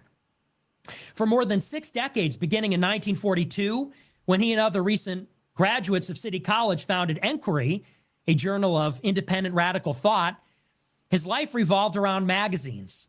Besides the Public Interest, Mr. Kristol published, edited, and wrote for journals of opinion like Commentary, Encounter, The New Leader, The Reporter, and The National Interest. All were little magazines with limited circulation, but Mr. Kristol valued the quality of his readership more than the quantity. He said, with a circulation of a few hundred, you could change the world. So he wrote for Commentary, founded the Public Interest, and also edited Encounter. Norman Podhoretz, his close friend, served as Commentary's editor-in-chief from 1960 until his retirement in 1995. He is still its editor-at-large. From 1981 to 1987, Podhoretz was an advisor to the U.S. Information Agency. From 1995 to 2003, he was a senior fellow at the Hudson Institute. American-Israeli journalist Benjamin Ballant and former editor at Commentary described the magazine as the contentious magazine that transformed the Jewish left into the neoconservative right. Historian and literary critic Richard Pelz said no other journal of the past half century has been so consistently influential or so central to the major debates that have transformed the political and intellectual life of the United States. This is Irving Kristol and Norman Podhoretz. Now, again, Can we take a quick pause? Can we take a quick pause on something? I need your guys' help with something. I need your guys' help. I need your guys' help real quick. If you are on Twitter, I need everyone. We are about to do another whiteness means capitalism campaign against Christopher Rufo. Because Christopher Rufo has been lying to his audience for days now about what whiteness actually means. And the thing is, we know what whiteness means because the left tells us all the time, including in the titles of their books. Like this book, What is Anti-Racism and Why It Means Anti-Capitalism? I replied to Christopher Rufo with this book title because Christopher Rufo is, again, trying to convince us that someone should be fired from the New York Times for being anti-racist, except that Christopher Rufo refuses to tell his audience that whiteness means capitalism. Can everyone go and please like that tweet and respond to that tweet so it goes up to the top of his mentions? I would really appreciate it. Thank you. Thank you for this important public service announcement. We're back to Nick now. According to Ron Unz, according to Irving Kristol himself, according to the New York Times, it is these little magazines that they were founding which are changing the world. It's Irving Kristol at Encounter. It is Norman Podhoretz at Commentary. These are two magazines that they say are changing the world. What is the basis of their influence? What is the conversion? How are they changing the world? What is the basis of the neoconservative movement? Both Irving Kristol and Norm Podhoretz, the godfather and the patriarch of the neocon movement at these magazines, they are both Jews from New York City. They're both left-wing Jews. They're both deeply involved with the CIA. And both of them, after Israel was under attack, turned against the American left, against the radicals, turned against the Soviet Union, and gradually, from 1965 until 1975, transitioned from being Jewish leftists to neoconservatives.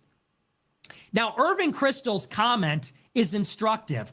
Irving Kristol's most famous adage is that the neocons, the essence of what it is to be a neocon, is that they were liberals who got mugged by reality. But let's deconstruct that. Who were the liberals that got mugged by reality? Irving Kristol and Norman Podhoretz. The liberals that got mugged by reality and became the neocons were Jewish leftists. They weren't liberals. They were Jewish leftists that got mugged by reality. In particular, they were Jewish leftists who were backed by the CIA that got mugged by reality. And how did they get mugged by reality? What is he referring to? How did the Jewish left turn into the neoconservative right? If the neocons or libs that got mugged by reality, what mugged them? What does that mean exactly? When Henry Kissinger said they were converted to geopolitical reality, what does he mean? Well, Irving Kristol and Norman Podhoretz say in their own words, they realized that the left had gone too radical when it turned against Israel. When the Soviet Union under Leonid Brezhnev started promulgating an anti-Israel doctrine. The left words. Hang on. The left got too radical when it turned against Israel. That was when we were like, okay, guys, okay, we've gone too far. The left only got too radical when it turned against Israel. Okay. Realized that the left had gone too radical when it turned against Israel. When the Soviet Union under Leonid Brezhnev started promulgating an anti-Israel doctrine on the basis that Israel was a colonial capitalist power. Yup. When the Soviet Union backed Egypt and Syria to the hilt, so much so they almost defeated Israel. And when the non-Jewish American left turned against Israel and made those same arguments that Israel is racist, Israel's a settler colonial state, Israel is an outpost of capitalism and colonialism. Yo! That is how... Unironically, Nick Fuentes understands what the left's actual problem is with Israel more than anyone on the conservative right does. Because the left's issue with Israel is not because they're Jewish. The left's issue with Israel is that they are the settler colonists that stole the land from the Palestinians, and the Palestinians are the proletariat that are rising up against their capitalist oppressors, that is Israel. They got mugged by reality. The Jewish left got mugged by the non-Jewish Soviet Union and the non-Jewish American and European left that turned against Israel. Yep. Irving Kristol and Norm Podhoretz said, if Israel goes down, the whole Jewish future is in jeopardy. And who is pushing Israel to the brink of destruction? The left, the Soviet Union and the American left. And both Irving Kristol and Norm Podhoretz said, after Yom Kippur, they became increasingly pro-Jewish, and they married their intense support for Israel to the anti-communism, anti-Soviet Union, Cold War hawk ideological position. Now, there's an interesting fact here. Irving Kristol founded... Nick is absolutely right, by the way. He does need to make a documentary about this. Nick needs to produce a highly produced documentary with a narrative that people can follow and evidence and all that stuff. I really do hope he does that. Or worked with Encounter magazine in the United Kingdom. Thanks, average Encounter person. magazine was funded by the Congress for Cultural Freedom. Irving Kristol was present at the founding of the Congress for Cultural Freedom in the 1950s.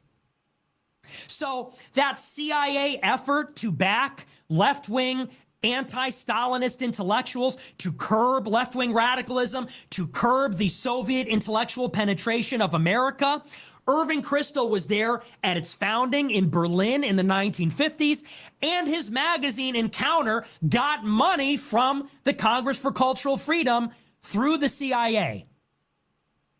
That's the godfather of neoconservatism and public interest, who, according to the New York Times obituary, created the neocon movement when he founded that magazine.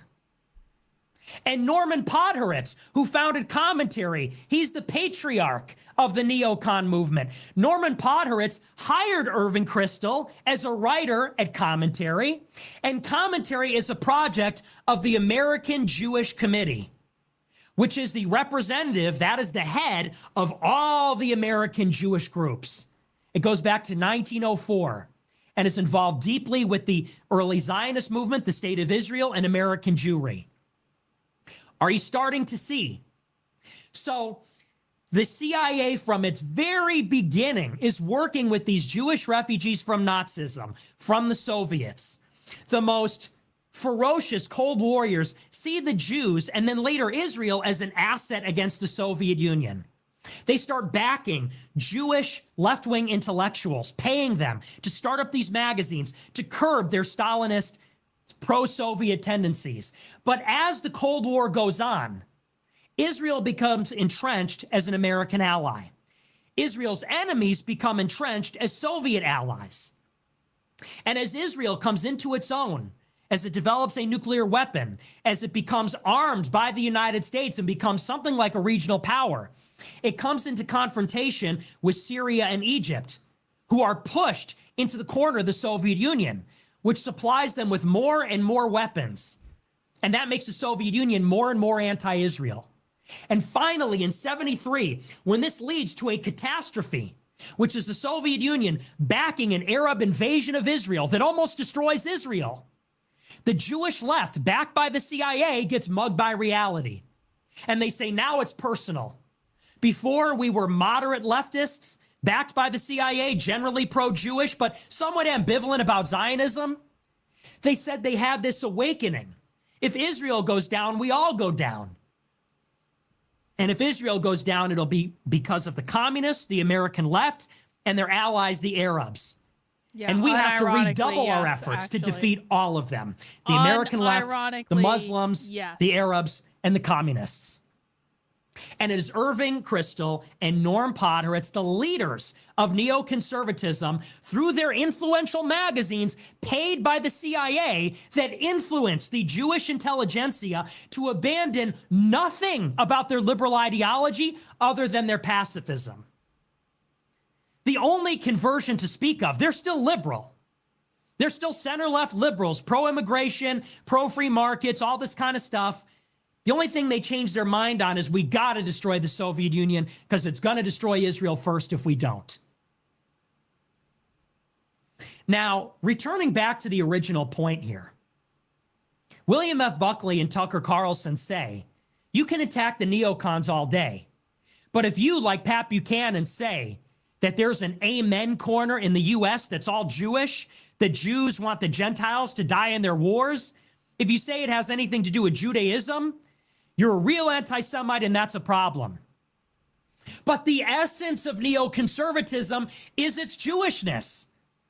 And when you read the godfathers of neoconservatism, they're not ambiguous about it at all. Irving Kristol said, notes on the Yom Kippur War. I sense deep down whatever happens to Israel is decisive for Jewish history and for the lives of my grandchildren and great-grandchildren. The whole of the Jewish past and future is at stake. That's the godfather of neoconservatism on why he founded neoconservatism. And the why is that if Israel's destroyed, then my Jewish grandchildren will not live healthy, prosperous lives. And you're telling me neoconservatism has nothing to do with Jewishness? Norm Podhoretz, his magazine was created by the American Jewish Committee. And he said the same thing. After Yom Kippur, he said he would become more aggressive than ever in defending Jewish interests at home and abroad. These are indisputably the godfathers of neoconservatism. They each founded the most important publications that created the neocon movement, Public Interest and Commentary. And they say they went from Jewish left to neocon right because Israel was almost destroyed by the Soviet Union. That's what makes them neocons, and that's why they want America to fight the Soviet Union and the Soviets' client states in the Middle East. Egypt, Syria, and then later Iraq, Iran. Hello? And you're telling me that if we say that the Amen Corner, Rosenthal, Krauthammer, Kissinger, if we point out that they're all Jews, we're anti-Semitic? That's what it is. Yup, Nick is right. Now let's take it even a step further. You have not seen anything yet. You have seen nothing yet. Okay, because Nick, I am we're about waiting. to blow your fucking mind. Do it. Okay? So Irving Kristol was there at the foundation of the Congress for Cultural Freedom in the 1950s. That's the CIA's program to fund these intellectual movements. Later, he's the godfather of neoconservatism. He creates a magazine called Encounter, which gets money from the CIA. He claims he'll defend Jewish interests at home and abroad after Yom Kippur for the sake of his Jewish children and grandchildren. His buddy, James Burnham, was at the founding board of National Review when Bill Buckley, who was also CIA, founded that magazine.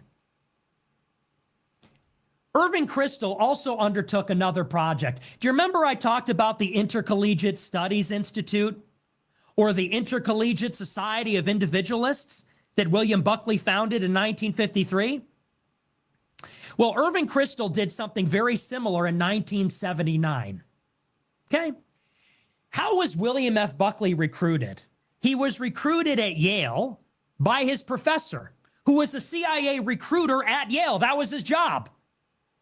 And when William F. Buckley graduated and created National Review, he hired his CIA recruiter professor on the board of National Review, as well as a Congress for Cultural Freedom founding member at his conservative magazine in the 50s. This is how the CIA operates. If you're the CIA, how do you find precocious intelligence assets? How do you find people that have a skill for intelligence? You go to the elite schools. Where do you find the smartest people? Where do you find the smartest, most high status, most elite people in American society? The Ivy League schools. You go to Yale, you go to Dartmouth, you go to Columbia, and you go to these 18-year-olds, 20-year-olds who are conservative leaning. And you get their professors who teach them in their classes to pay attention and read their papers. Oh, William F. Buckley seems conservative. He would be a good fit for the CIA. He will help us win this intellectual Cold War. All right, I got to pee. I'll be right back. So the CIA gets faculty at the universities, at the Ivy Leagues, who teach the best and brightest, to monitor them, to groom them from a very early age, to watch their careers with great interest. This one's smart, this one's precocious, this one's conservative. He'd make a good CIA officer, and they groom them over time. They encourage those ideological tendencies. They encourage them to write. Bill Buckley wrote at the Yale Daily. Bill Buckley founded the National Review and a campus group with his CIA recruiter professor. This is how this stuff works. Now, Irving Kristol, his contemporary, who again is the godfather of neoconservatism, there at the founding of the Congress for Cultural Freedom with James Burnham, who was at the founding of National Review, Bill Buckley's paper. Irving Kristol, who founded Encounter, funded by the CIA. Irving Kristol. Irving Kristol, who said, I'm a neocon now because of the Yom Kippur War and my Jewish great-grandchildren. In 1979, Irving Kristol founds an organization called the Institute for Educational Affairs. This is the story about that group from Wikipedia. They responded to a request by 2 University of Chicago students for startup funding for a conservative newspaper called Counterpoint. Do you know who founded that magazine? John Podhoretz, Norm Podhoretz's father. So Irving Kristol and Norm Podhoretz found the neocon movement in the 1960s. In 1979, Irving Kristol starts up an educational group called the IEA, Institute for Educational Affairs. And Irving Kristol provides the startup money for Norm Podhoretz's kid, John, to found Counterpoint at the University of Chicago in 79. It gets better. By 1980, this grant program expands and is called the Collegiate Network. In 1990, the Madison Center for Educational Affairs merges with the IEA. They fund 57 conservative student publications. It takes them 10 years. Would you like to know which student newspapers this group founded? This group of Jewish neocons, led by Irving Kristol. Would you like to know which student newspapers they helped found with their seed money, with their funding? Well, the first was Counterpoint by Norm Podhoretz's kid, John, at University of Chicago in 1979. Then, the Princeton Tory at Princeton University. No shit. Founded by Yoram Hazony in 1984. Shit. Yoram Hazony. Yoram Hazony founded the newspaper at Princeton? No shit. Everything is fake and gay. Literally every fucking thing. How is everything so fake and so gay? Wow. Then in 1987, the Stanford Review, yeah, of course, founded by Peter Thiel. No shit. And the coup de grace, the Dartmouth Review, founded by Dinesh D'Souza. These are 4 of the public. Are you serious? The Stanford Review. Are you fucking serious?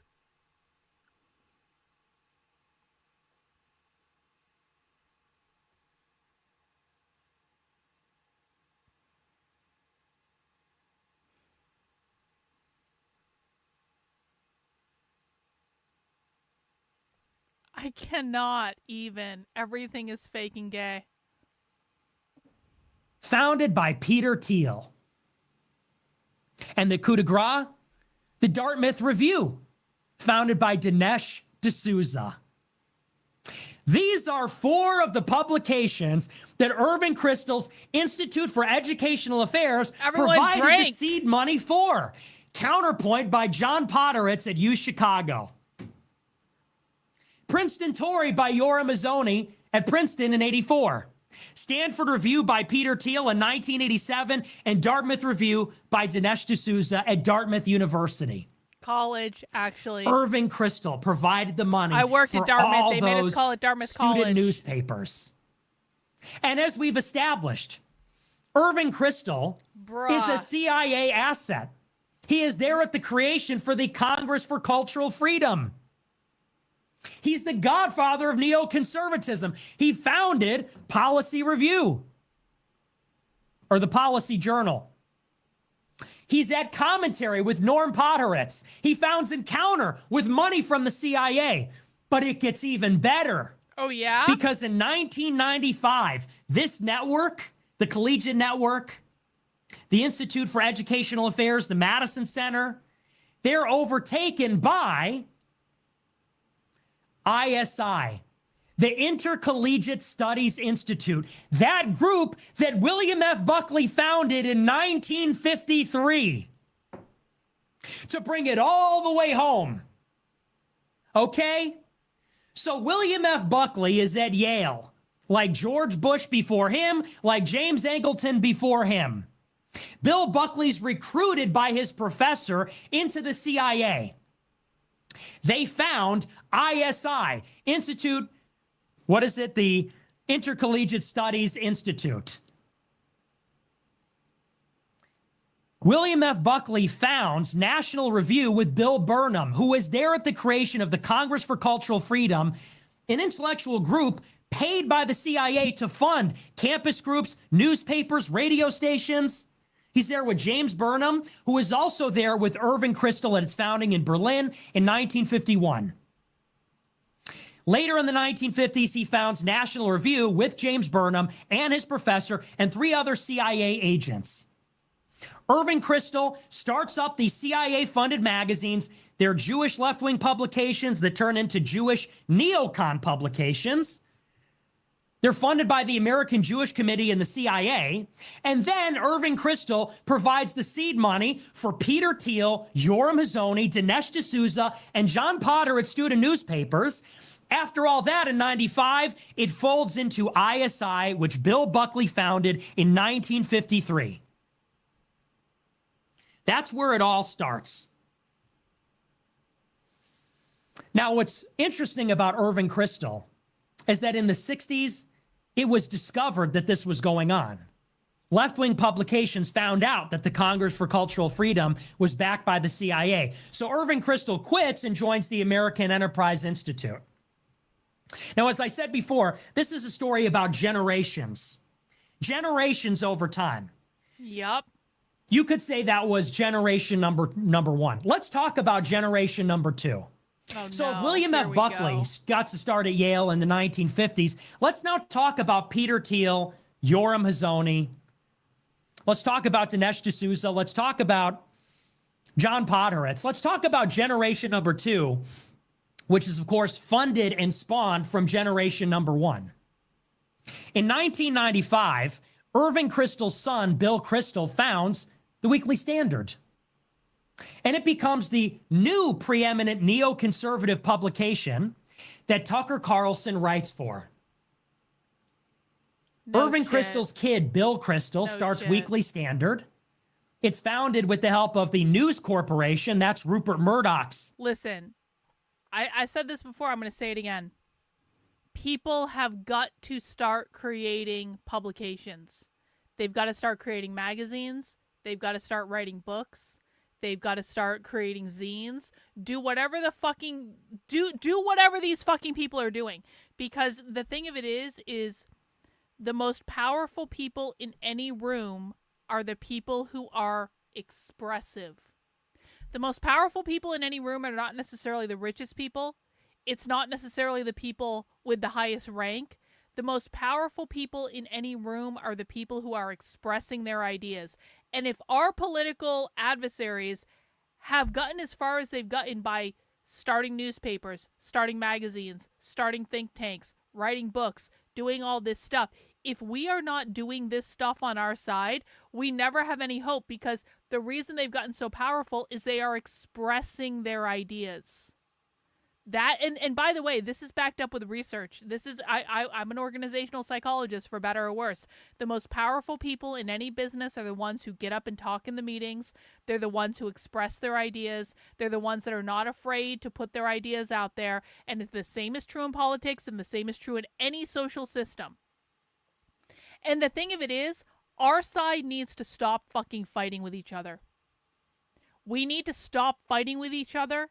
And in fact, we need to start helping each other and promoting each other. If you start a magazine, then have your greatest content adversary write for your magazine. If you guys generally agree on the this is the mistake the right makes, is they always fucking compete with each other for views. They think if you're covering the same topic as I am, we are enemies. Well, no. The people who are covering the same topic as I am, generally speaking, if they're covering that topic well, are my friends. I don't care if I'm competing with them for audience. We are ideological allies. We need to start helping each other. We need to start promoting each other, because our political enemies are all helping each other. They're all promoting each other. They're all funding each other. They're all cross-promoting with their different fucking platforms. We need to start doing exactly the same thing. Company. And Tucker Carlson in 95 begs Bill Kristol to hire him at the magazine to write for them, where they pushed the Iraq War, the second Iraq War, in 2003, and become the most influential publication in favor of the war in Iraq. Let's talk a little bit about Yoram Hazony. Yoram Hazony gets money from Irving Kristol in 1984. Yoram Hazony is an Israeli Jew. He's from Israel. He studies in America, and then he goes back home to Israel. He founds the Herzl Institute, the Shalem Center. These are Jewish nationalist think tanks. This is Yoram Hazony. Yoram Hazony wrote an article in the 1990s about a figure named Kahana. Kahana was a Jewish extremist in Israel. I'll read to you some of his views. This is from his Wikipedia. It says, during his lifetime, Meir Kahana publicized his Kahanism ideology throughout the United States. In Israel, he proposed enforcing Jewish law as codified by Maimonides. While serving in the Knesset in the mid-1980s, Kahana proposed numerous laws, none of which passed, to emphasize Judaism in public schools, reduce Israel's bureaucracy, forbid sexual relations between Jews and non-Jews, separate Jewish and Arab neighborhoods, end cultural meetings between Jewish and Arab students. He went so far as to demand that non-Jews in Israel either become slaves or face deportation. This is a Jewish figure in Israel named Meir Kahana. Yoram Hazony had this to say about that figure in 1994. He wrote this. He wrote, "Here was a man who said what he meant and meant what he said. It was the first time we had ever seen that in a political leader. We were 17 years old. American Jews, children of Orthodox rabbis, educated at Zionist schools and yeshivas, students of the best Jewish institutions in the United States. Yet I don't believe any of us had ever heard the things we heard that day.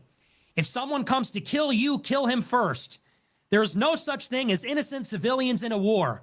Jewish lives come before those of non-Jews. A Jew should never be ashamed of being a Jew." This is Yoram Hazony on Meir Kahana. Kahana's message wasn't sophisticated, but it was clear. It was passionate. It affected us in a way nothing else ever had.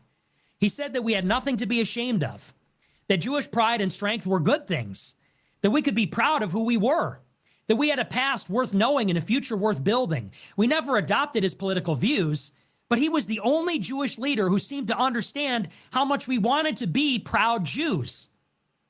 Kahana didn't tell us to be proud of someone else's interpretation of Judaism. He said Judaism was for us. We didn't need to hide it, to apologize for it, to downplay it in public. We didn't need to water it down. The Torah was ours. Our traditions were good. If we learned them and loved them, we would be strong. For the first time, we realized our schools had never taught us what it meant to be proud Jews. We'd been taught to fit in, to get along, to apologize for what we were, and we had done it well. Kahana's books made us want to be better Jews, stronger Jews, Jews who could live by the Torah without fear, Jews who would one day be fathers who would teach strength and dignity to their children, not hatred, but pride. Now, for those that don't know who this figure is, Yoram Hazony, I'll give you some name drops. You might understand who he is after this. So Yoram Hazony, as I said, in 1984, got funding from Irving Kristol to start the Princeton Tory. 10 years later, he writes this article about Meir Kahana, who said that non-Jews should be enslaved by Jews or killed by Jews. And Hazony says, this guy's the real deal. This guy's awesome. Yoram Hazony is the mentor of Bari Weiss. After Bari Weiss graduated from Columbia University in 2005, she went to Israel to study at Yoram Hazony's Shalem Center. No shit! Yoram Hazony is the founder of the National Conservatism Conference, which was started up in 2022 with money from Peter Thiel. And it hosted J.D. Vance. It is all so fucking cooked. By the way, you guys know, right? You can't trust anyone who writes for Bari Weiss's publication, The Free Press. They're all fucking liars. I've caught them lying so many times. Every single fucking person who writes for The Free Press is a fucking liar and just a narrative shill for whatever Bari Weiss wants them to fucking say. Wow. Marco Rubio. Thank Peter you. Thiel himself. I appreciate it. And later, Tucker Carlson. That Yoram Hazony. So when you see the National Conservatism Conference, which has been going on for the past 3 or 4 years, which aimed to be the nationalist alternative to CPAC, where Vance, Josh Hawley, Ron DeSantis, Marco Rubio, Peter Thiel, and Tucker have sought to promulgate a new doctrine of nationalist conservatism. This is the founder of that group. This is the mentor of Bari Weiss. He is a Jewish extremist who says that this radical rabbi that wants all Jews to die or be slaves to the Jews is a really great guy and made us proud to be Jewish and all the rest. And he got money from Irving Kristol, probably as a grooming mechanism in '84 at the Princeton Tory. But it gets better. In 1987, the other student newspaper that got funding from Irving Kristol was Stanford Review by Peter Thiel. Now, we all know a lot about Peter Thiel. Peter Thiel, 10 years later, goes on to start PayPal. How did he start PayPal? Well, he worked with the Israeli Jewish professor at Stanford University, who is the head of the cryptography department. Because the big question for how to create a peer-to-peer payment system in the age of the internet was solving the privacy question, solving cryptography. So PayPal was created by Peter Thiel and Max Levchin, another Jew, overseen by the Israeli Jewish head at Stanford University of cryptography. And thus PayPal was born. Peter Thiel banks his millions of dollars from PayPal. And just a year later, after they sell it, he founds Palantir with Alex Karp, who is Jewish, and Joe Lonsdale, who is Jewish. And Palantir's exclusive contract for the next 7 years is the CIA. Over a period of 2 or 3 years, they make 300 visits to CIA headquarters in Langley, Virginia. After 2007, they branch out. They take on some new customers. They are the NSA, the FBI, the DHS, even the Department of Health and Human Services, the CDC, Center for Disease Control, all of it. Later on in Peter Thiel's life, he begins to fund all of these national conservative candidates. He hires J.D. Vance at his venture capital firm. He provides the seed money for J.D. Vance's independent venture capital firm. He funds J.D. Vance's Senate run to the tune of $15 million. And of course, among other things, Peter Thiel, the National Conservatism Conference that J.D. Vance, Peter Thiel, and Tucker Carlson speak at. Of course. That's Peter Thiel, who got money from the same group as Yoram Hazony. Peter Thiel also did business in PayPal with Mark Andreessen, who then went on to fund Bari Weiss's Austin University and did a podcast with her not too long ago, shortly after Peter Thiel himself. This is the network. Oh, by the way, Mark Andreessen followed me on Twitter. So it's actually really funny. And like, you know, it's like the more hindsight I have, like hindsight is totally 2020. So for people who don't know, when I was the Democrat that left the left, the knitting Democrat that left the left, I had no idea about any of this Israel shit. I wasn't involved in politics. I didn't want to be involved in politics. I was an organizational psychologist that was doing corporate training that wrote an article on Medium that blew up and went viral. Then I got sucked into the PragerU sphere, and I thought I was doing a good thing. I thought I had thousands of messages in my inbox from people saying, your story inspired me. You made me think I can make up with my family. You're like, thank you for telling. Like, I had thousands of messages all across all of my social media. And so when PragerU reached out to me and they were like, we want to make a video about your story, I was like, I didn't actually want to do it because I don't like being a public person generally. I know that's ironic to people, but like, I actually don't. But like in my head, I'm like, I have thousands of messages from my people saying that from people that saying that my story helped them and it gave them hope. And so I was like, all right, PragerU, I'll do that video. Doing a video for Prager University was the biggest fuck off mistake I ever made in my life, by the way. I would never do that again today. But back when I did it, I didn't know about any of this. I didn't know about Jewish nothing. I didn't know about fucking Israel nothing. I wasn't paying attention to any of this. This was not on my radar at all. And I got sucked into this whole conservative sphere where all of a sudden I had all these Zionists following me, but I didn't know they were Zionists at the time. Bari Weiss still follows me on Twitter to this day, by the way. I've DM'd with Bari Weiss. I had no idea that Bari Weiss was part of any of this. I really didn't. Mark Andreessen used to follow me on Twitter. All of them used to follow me on Twitter. But do you know what's funny is after I started supporting Nick, I've never spoken to Mark Andreessen. I've never had any sort of relationship with Mark Andreessen, but he was following me on Twitter for a long time.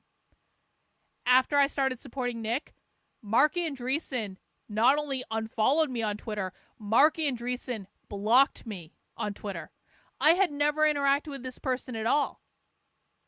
And so it's like, I say that because like,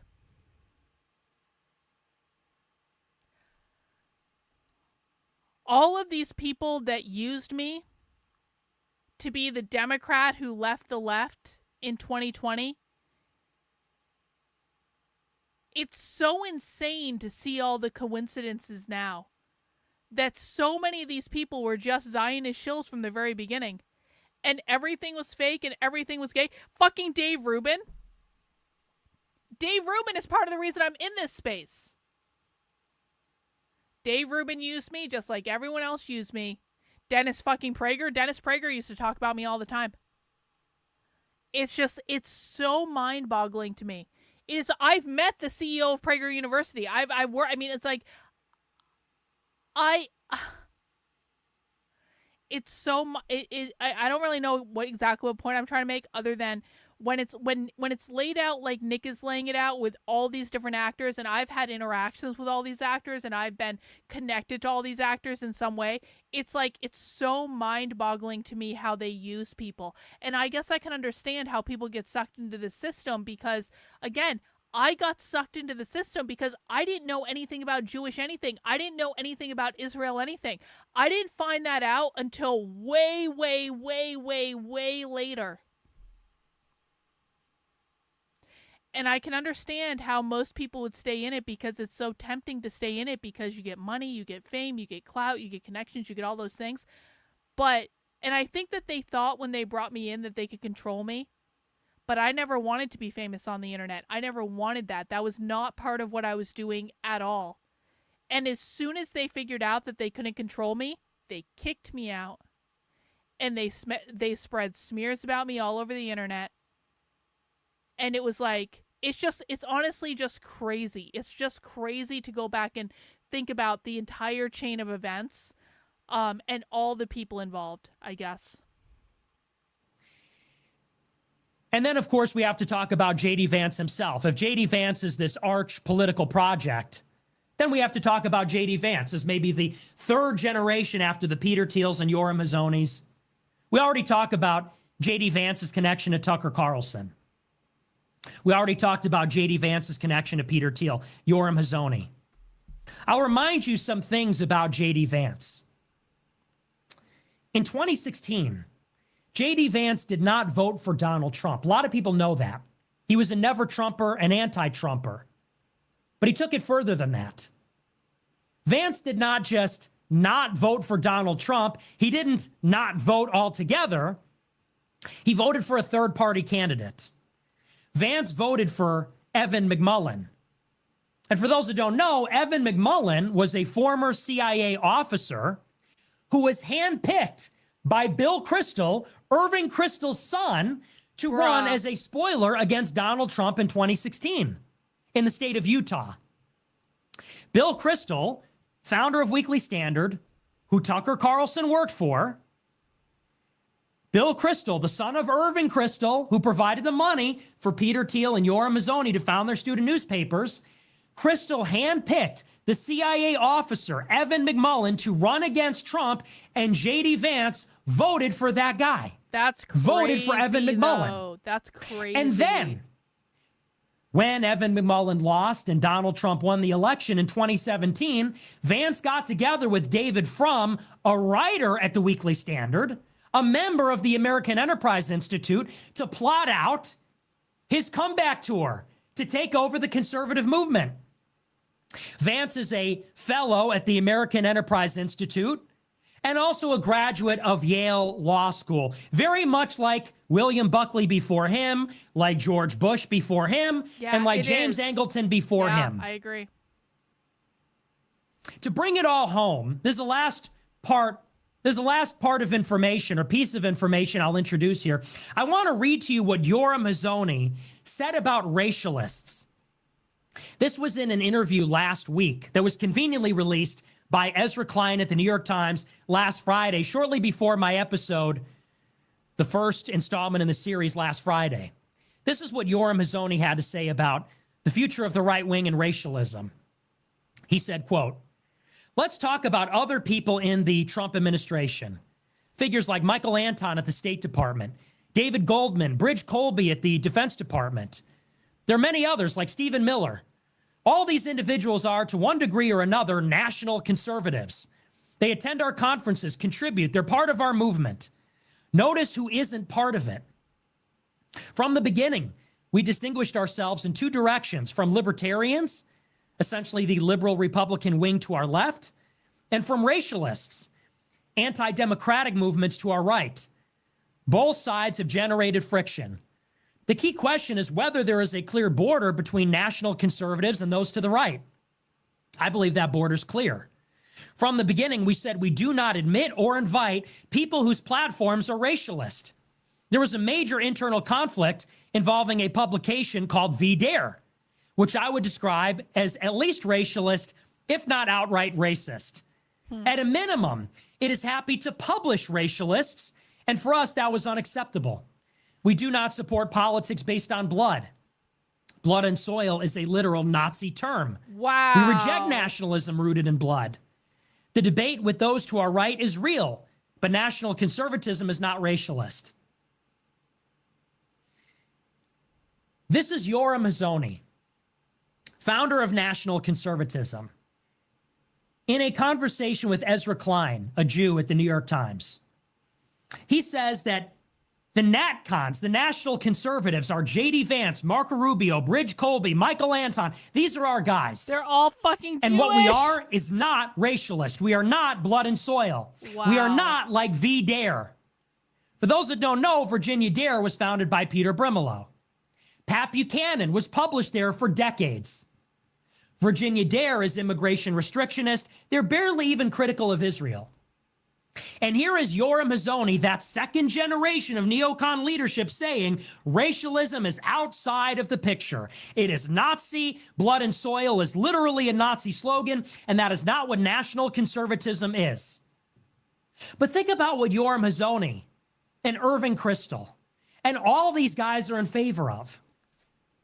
Yoram Hazony himself said that Meir Kahane is inspiring, a hero, made us proud to be Jewish, made us believe in Jewish tradition, that Israel should be Jewish. But Hazony says national conservatism is not based on blood and soil. Israel is, but America can't be. Israel is based on the blood of the Jewish people and the soil of their promised land. But America is not. America is not about the blood of the Europeans. It's not about the soil of this land that they settled. But Israel is. He says, and in our national conservative movement, we are not racialist. We don't believe in blood and soil. We're pro-Israel. We're pro-Netanyahu. We're in favor of Jewish nationalism and blood and soil Israeli nationalism, but not so much for America. And who do we count among our ranks? J.D. Vance, who spoke at NatCon. Tucker Carlson, who spoke at NatCon. Josh Hawley, who spoke at NatCon. Marco Rubio, who spoke at NatCon. Bridge Colby, endorsed by Tucker, and hangs out at NatCon. And what did Tucker Carlson say? You're a kook and a crank if you say that neoconservatism has anything to do with Jewishness. What did Joe Kent say? I'm an inclusive populist. I don't want to talk about whiteness or Christianity, and I'm pro-Israel. What have these guys been saying from the start? Bill Buckley called Buchanan an anti-Semite because he said that Jews were making us fight their wars. Wow. But they are. And they always have been. Going back all the way. When Tucker talks about the neocons that me and Pat Buchanan are allegedly discrediting, who are the neocons? Over generations, I'll tell you who the neocons are. They are Jewish leftists from New York in bed with the CIA doing arbitrage on behalf of Israel that only became right-wing because Israel was threatened by the American left. That's who they are. Real. Yeah. And if you read what they write themselves, Nick must be protected at all costs, guys. I really do mean this. I really listen.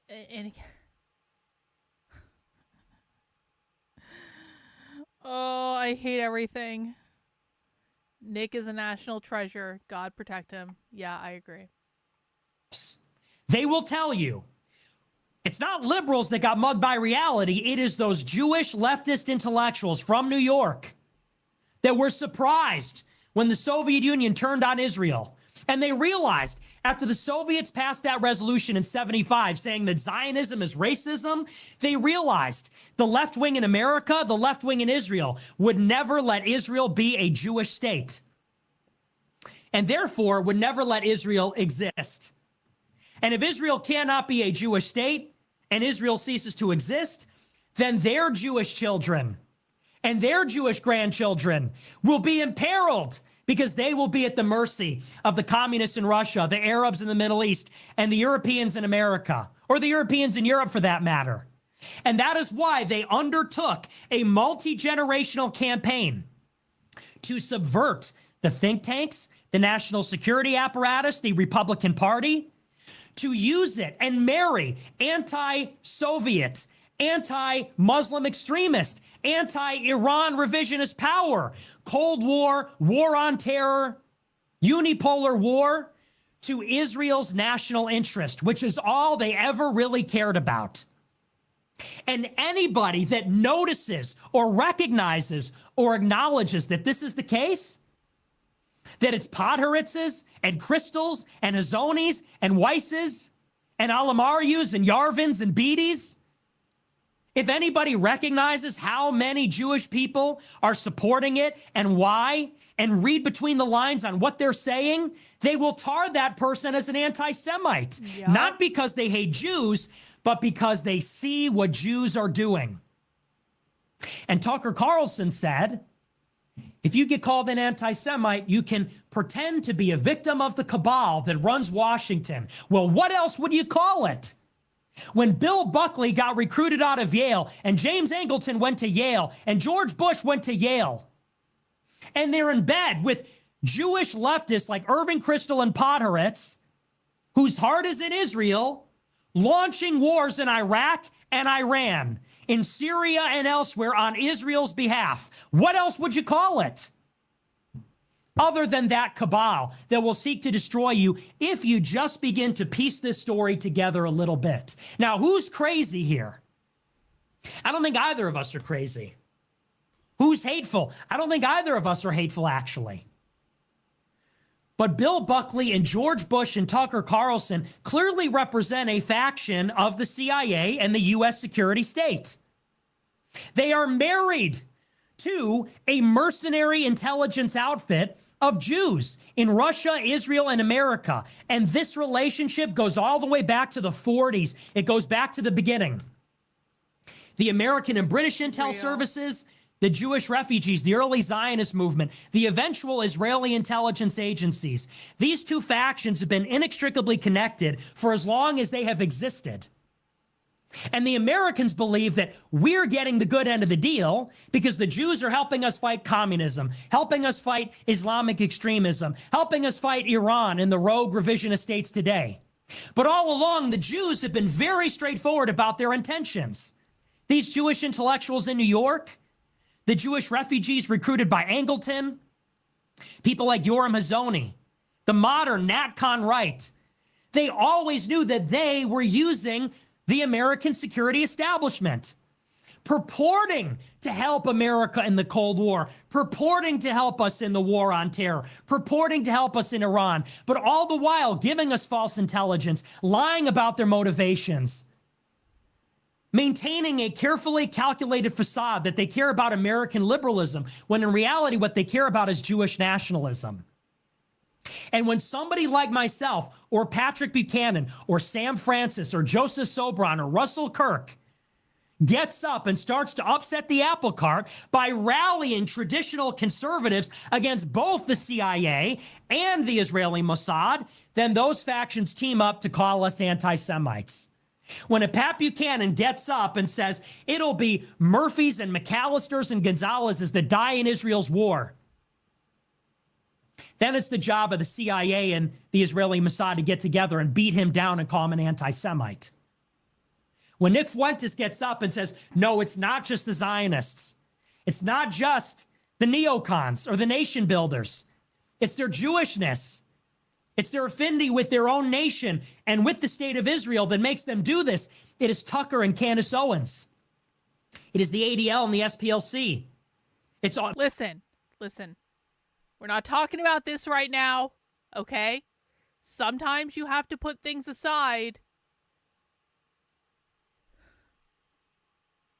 Ben Shapiro and Mark Levin that are going to call me the anti-Semite, a crazy, a nut job, a hater, because I'm simply pointing out the connections. But based on the weight of the evidence tonight, I think you understand how all of this works. The CIA recruits its officers from these Ivy League universities, gets them to start student newspapers. Hang on. We got a Rumble rant. Thank you, Spartan. It is amazing how many people stay inside the Trump trance with the dead child bodies in Gaza stacking up on the expense of the American taxpayer. Yeah, it is amazing. It is amazing how many people are so indoctrinated into the MAGA cult. Guys, MAGA is a cult just like the left is a cult, just like Zionism is a cult. They're all fucking cults. Think for yourself. We can all look at the video coming out of Gaza and knowing exactly what's happening. Israel is committing a genocide. This really shouldn't be controversial. Israel is committing a genocide because they want the land. They are not going to stop at Gaza. They're going to do the West Bank next, and then they're going to do Egypt, and then they're going to do Jordan, and then they're going to do Saudi Arabia, and they're going to destabilize the entire fucking region because this is what Israel wants. Israel is the fucking problem. Israel has always been the problem. Zionism has always been the problem. It's so fucking clear. but here we are. Commentary newspapers, radio stations, to propagandize against America's adversaries, whether they're communists, leftists, revisionist powers. And the CIA has always been in bed with these Zionists and the Jews, because the Jews, as the free agents of the world, they are the go-between between all the countries. If you want to get a sneak peek behind the Russian curtain, you got to talk to a Jewish person. But at the same time, the Jews have always been self-interested, and they articulate it explicitly over and over again, that what they care about is the Jewish nation, the Jewish community. And if they're Jewish, their kids are going to be Jewish. Their grandkids are going to be Jewish. And they see the destiny of themselves and their descendants and their people as bound up with Israel. And that's why they want America to be Israel's Air Force. That's why they want America to fight Israel's wars. And they will lie, cheat, and steal to make that happen. And the coup de grace is that when all is said and done, they're also massive hypocrites. While they are telling us about the essential Jewish identity of the state of Israel, Jewish blood, and the promised land, they then turn around and tell us, if you're a white racialist, if you talk about Jewish essential identity, you're a bigot. You're a genuine white identitarian or white nationalist, you're racist. You're not a real national conservative. If you say there's something up with Judaism or Jewishness, has anything to do with it, you're a crank, a crazy, an anti-Semite. Hang on. Do I think Jews are a greater threat than the far left right now? Okay, well, this is a complicated question. This is a complicated question.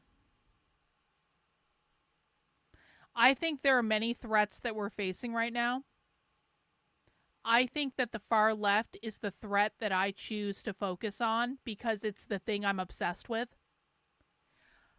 I also think that Israeli power and Jewish power is another very distinct threat that other people are focused on.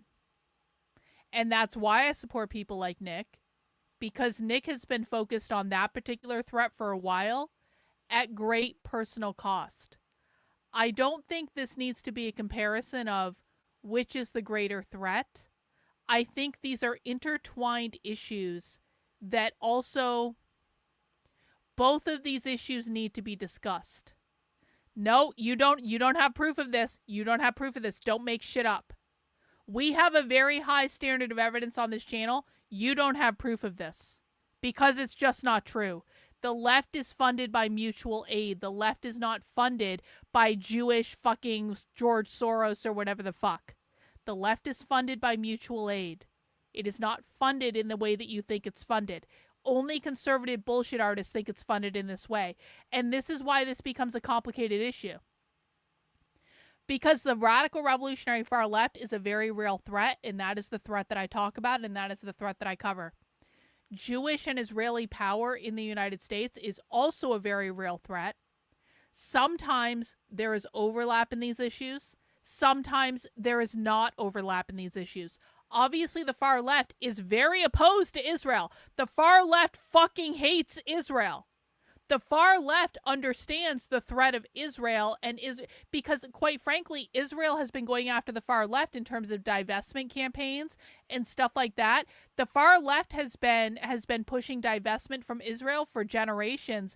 Israel has been going after them because of it. So it's not entirely accurate to say that the far left is funded by these people, because oftentimes they're opposing these people just like we are, but the far left is a distinct threat. Israel and Jewish power is a distinct threat. Sometimes these overlap, sometimes they don't. I'm choosing to focus on the far left because that is what I am personally obsessed with. This is my personal interest area. Nick and other people focus on Jewish power in Israel, and that's also a worthy cause and a worthy consideration. But I don't necessarily think we are competing with each other.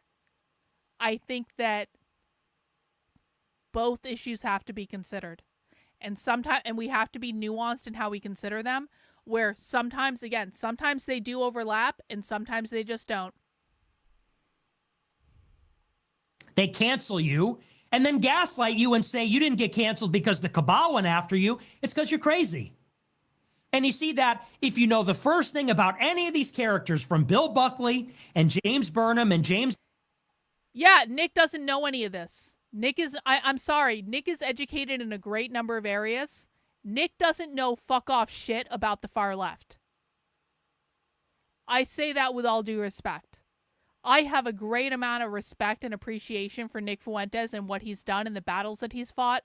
I'm not trying to shit talk him, but the fact of the matter is Nick Fuentes does not know fuck off anything about the activist left in America, and neither does his audience. I've watched Nick extensively. I have watched him extensively for years. He gets out almost everything he says about the far left wrong. I understand why that happens. I understand where he's getting his information. But he is wrong about a lot of things on the far left. I wish he would talk to me. He's always welcome to talk to me. He won't do it. So, no, this is not true. Just because Nick says something doesn't always mean it's true. He is very knowledgeable about this particular area and about Jewish power. He doesn't know fuck off anything about the radical revolutionary far left in America. And by the way, Nick has even said this. In fact, if you guys think I'm making this up, hang on, wait for it, hang on. D sent $100. Please. No one listened to the Data Republican account on X. Please to prop up the stop. conservative BS narrative about the protests and riots that aren't real or half-truths, and her stuff is showing up everywhere. Welcome to the new summer of love. Grow Wipers. Hey, thank you for the big super chat, Karlyn. I knew you'd come back. I knew you'd be back. Karlyn, come on. Karlyn was... A few months ago, she's like, I'm done with the Groypers. They don't take the left seriously. Yes, we do, Karlyn. Yes, we do. And we appreciate your research. I'll give credit where it's due. You do some great research on the left, and you're ahead of the curve. Okay? Maybe I wasn't giving you enough credit. You're right. But we appreciate you. Your research is essential. You have been on top of the left more than me, more than a lot of people, as much as I hate to admit it. And I appreciate the big super chat. Come here. Come on, Karlyn. So I'm just saying, it's not as though Nick doesn't know. It's not as though Nick doesn't know that I'm on top of my shit. All right? Leftist communist Jews versus right-wing. Well, no, it's not that simple. No. Thank you for the super chat. The left is made up of a lot of non-Jewish fucking people, though. Are there Jews on the left? Yes. And guess what? The Jews that are on the left oppose Israel. Jewish Voice for Peace is a far-left organization that opposes Israel. I'm not saying I trust them either, but do they support Israel? No. Israel hates Jewish Voice for Peace because they don't support Israel. Canary Mission goes after Jewish Voice for Peace because they don't support Israel. This is a very nuanced issue, and this is not just as simple as Jew versus non-Jew. There are a lot of leftist Jews that don't support Israel. We can talk about all this another day. Let's finish up watching Nick. Angleton, to Irving Kristol and Norm Potteritz, to their next generation. No. We don't make shit up here. There is no such thing as being Jewish by proxy because people have opinions you don't like. Stop making shit up. Making shit up only makes problems worse. It does not make problems better. Irving Kristol to Bill Kristol, Norm Potteritz to John Potteritz. Peter Thiel and Yoram Hazony, who are all working together to produce J.D. Vance. And the next act, just how George Bush from Yale and the CIA succeeded Reagan to take us to war in Iraq.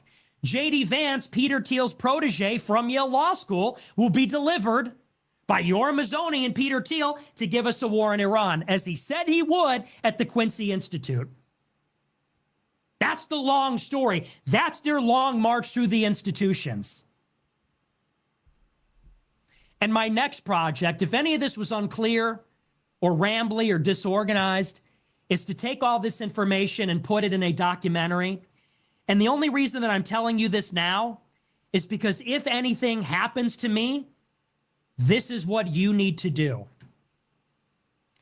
The project of the free people of America, the project of American sovereignty, of Christian nationalists, of anybody that cares about our independence, as the 1776 movement, as the new American Revolution, is to, just as they started newspapers and campus groups and book clubs and published books and made movies, we need to expose what they are doing in the same way.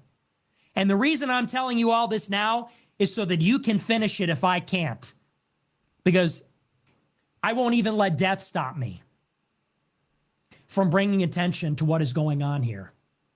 It's that important. So that is the long story. That is the prequel in the series. That is our second iteration in the series, our investigation into Tucker Carlson. I think we clocked in at about 2 hours, 15 minutes, just under what we did on Friday. But that's our show. That's all the information. We're going to move on. We're going to take a look at our super chats. Is that it? Wow. And I'm going to read the big ones. I'm going to try to read most of these tonight. But that is the whole story. So I hope you learned something. I know some of this information we have talked about on the show before, but just as was the case last week, what matters is to bring all these threads together. And when you start to spell it out, you see how these things rhyme. Yep. It's the same people doing the same things in the same way, in the same institutions, over generations. And that's what they don't want you to pay attention to. They want to obfuscate the conversation, and they want to say it's about neocons versus everybody else. You know, Tucker Carlson said Mark Levin is a neocon. No, Mark Levin is a Jew. Yep. And he's a neocon because he's a Jew. True. Just like Yoram Mazzoni is a neocon because he's a Jew. And Irving Kristol and Norm Potteritz, they're neocons because they're Jews. And along the way, they have had non-Jewish allies like Tucker and William F. Buckley, and they have at various times turned a blind eye to the Jewish nature of it for their own agenda. But that's obviously what's going on.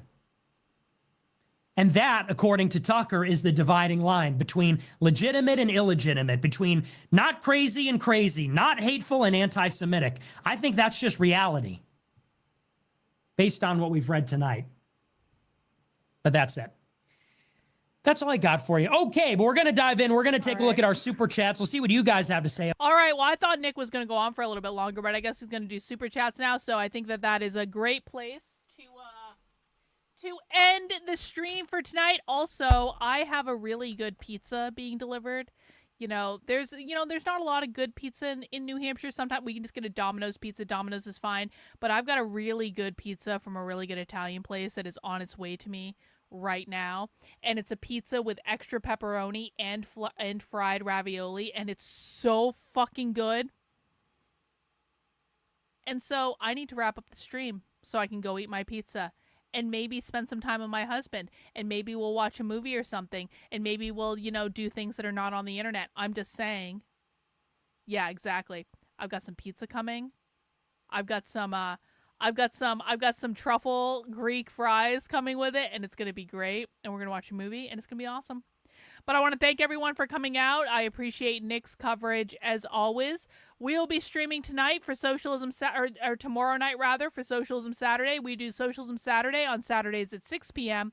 Please make sure you subscribe to the channel. Please make sure you drop back by. If you want to learn about the radical revolutionary far left, like the real far left, I will teach you about the far left. I will show you the far left themselves. I will show you the far left using their own videos. Listen, I'm not opposed to the arguments about Jewish power and Israeli power, but we also deal in reality here. So we deal in primary source evidence. We deal in, how do I have time for my husband? Well, I very rarely do, but he has his own life too. That's fine.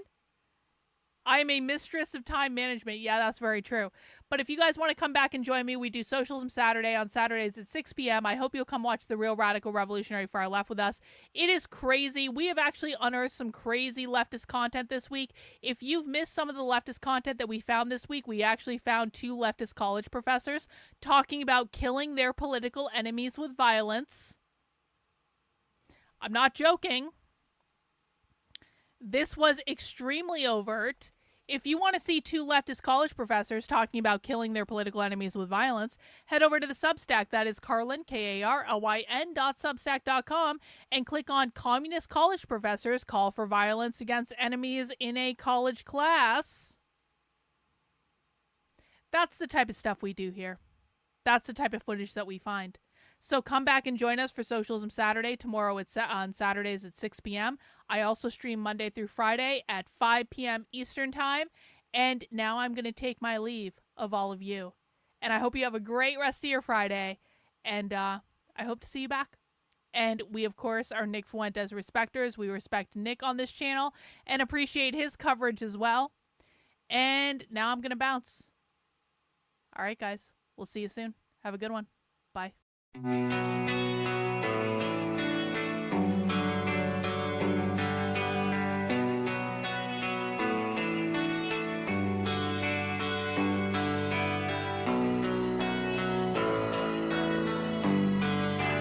How are you feeling? How long have you been here? 3 months, May 17th. And what brought you? That's difficult to answer.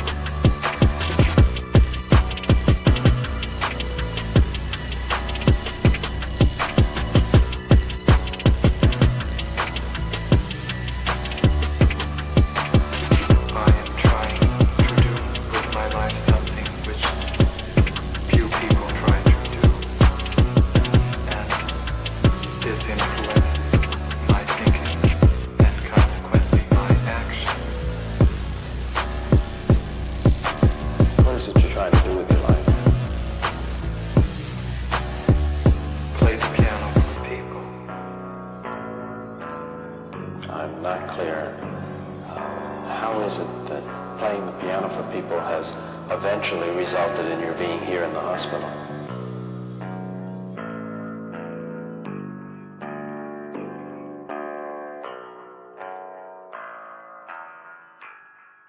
That's difficult to answer.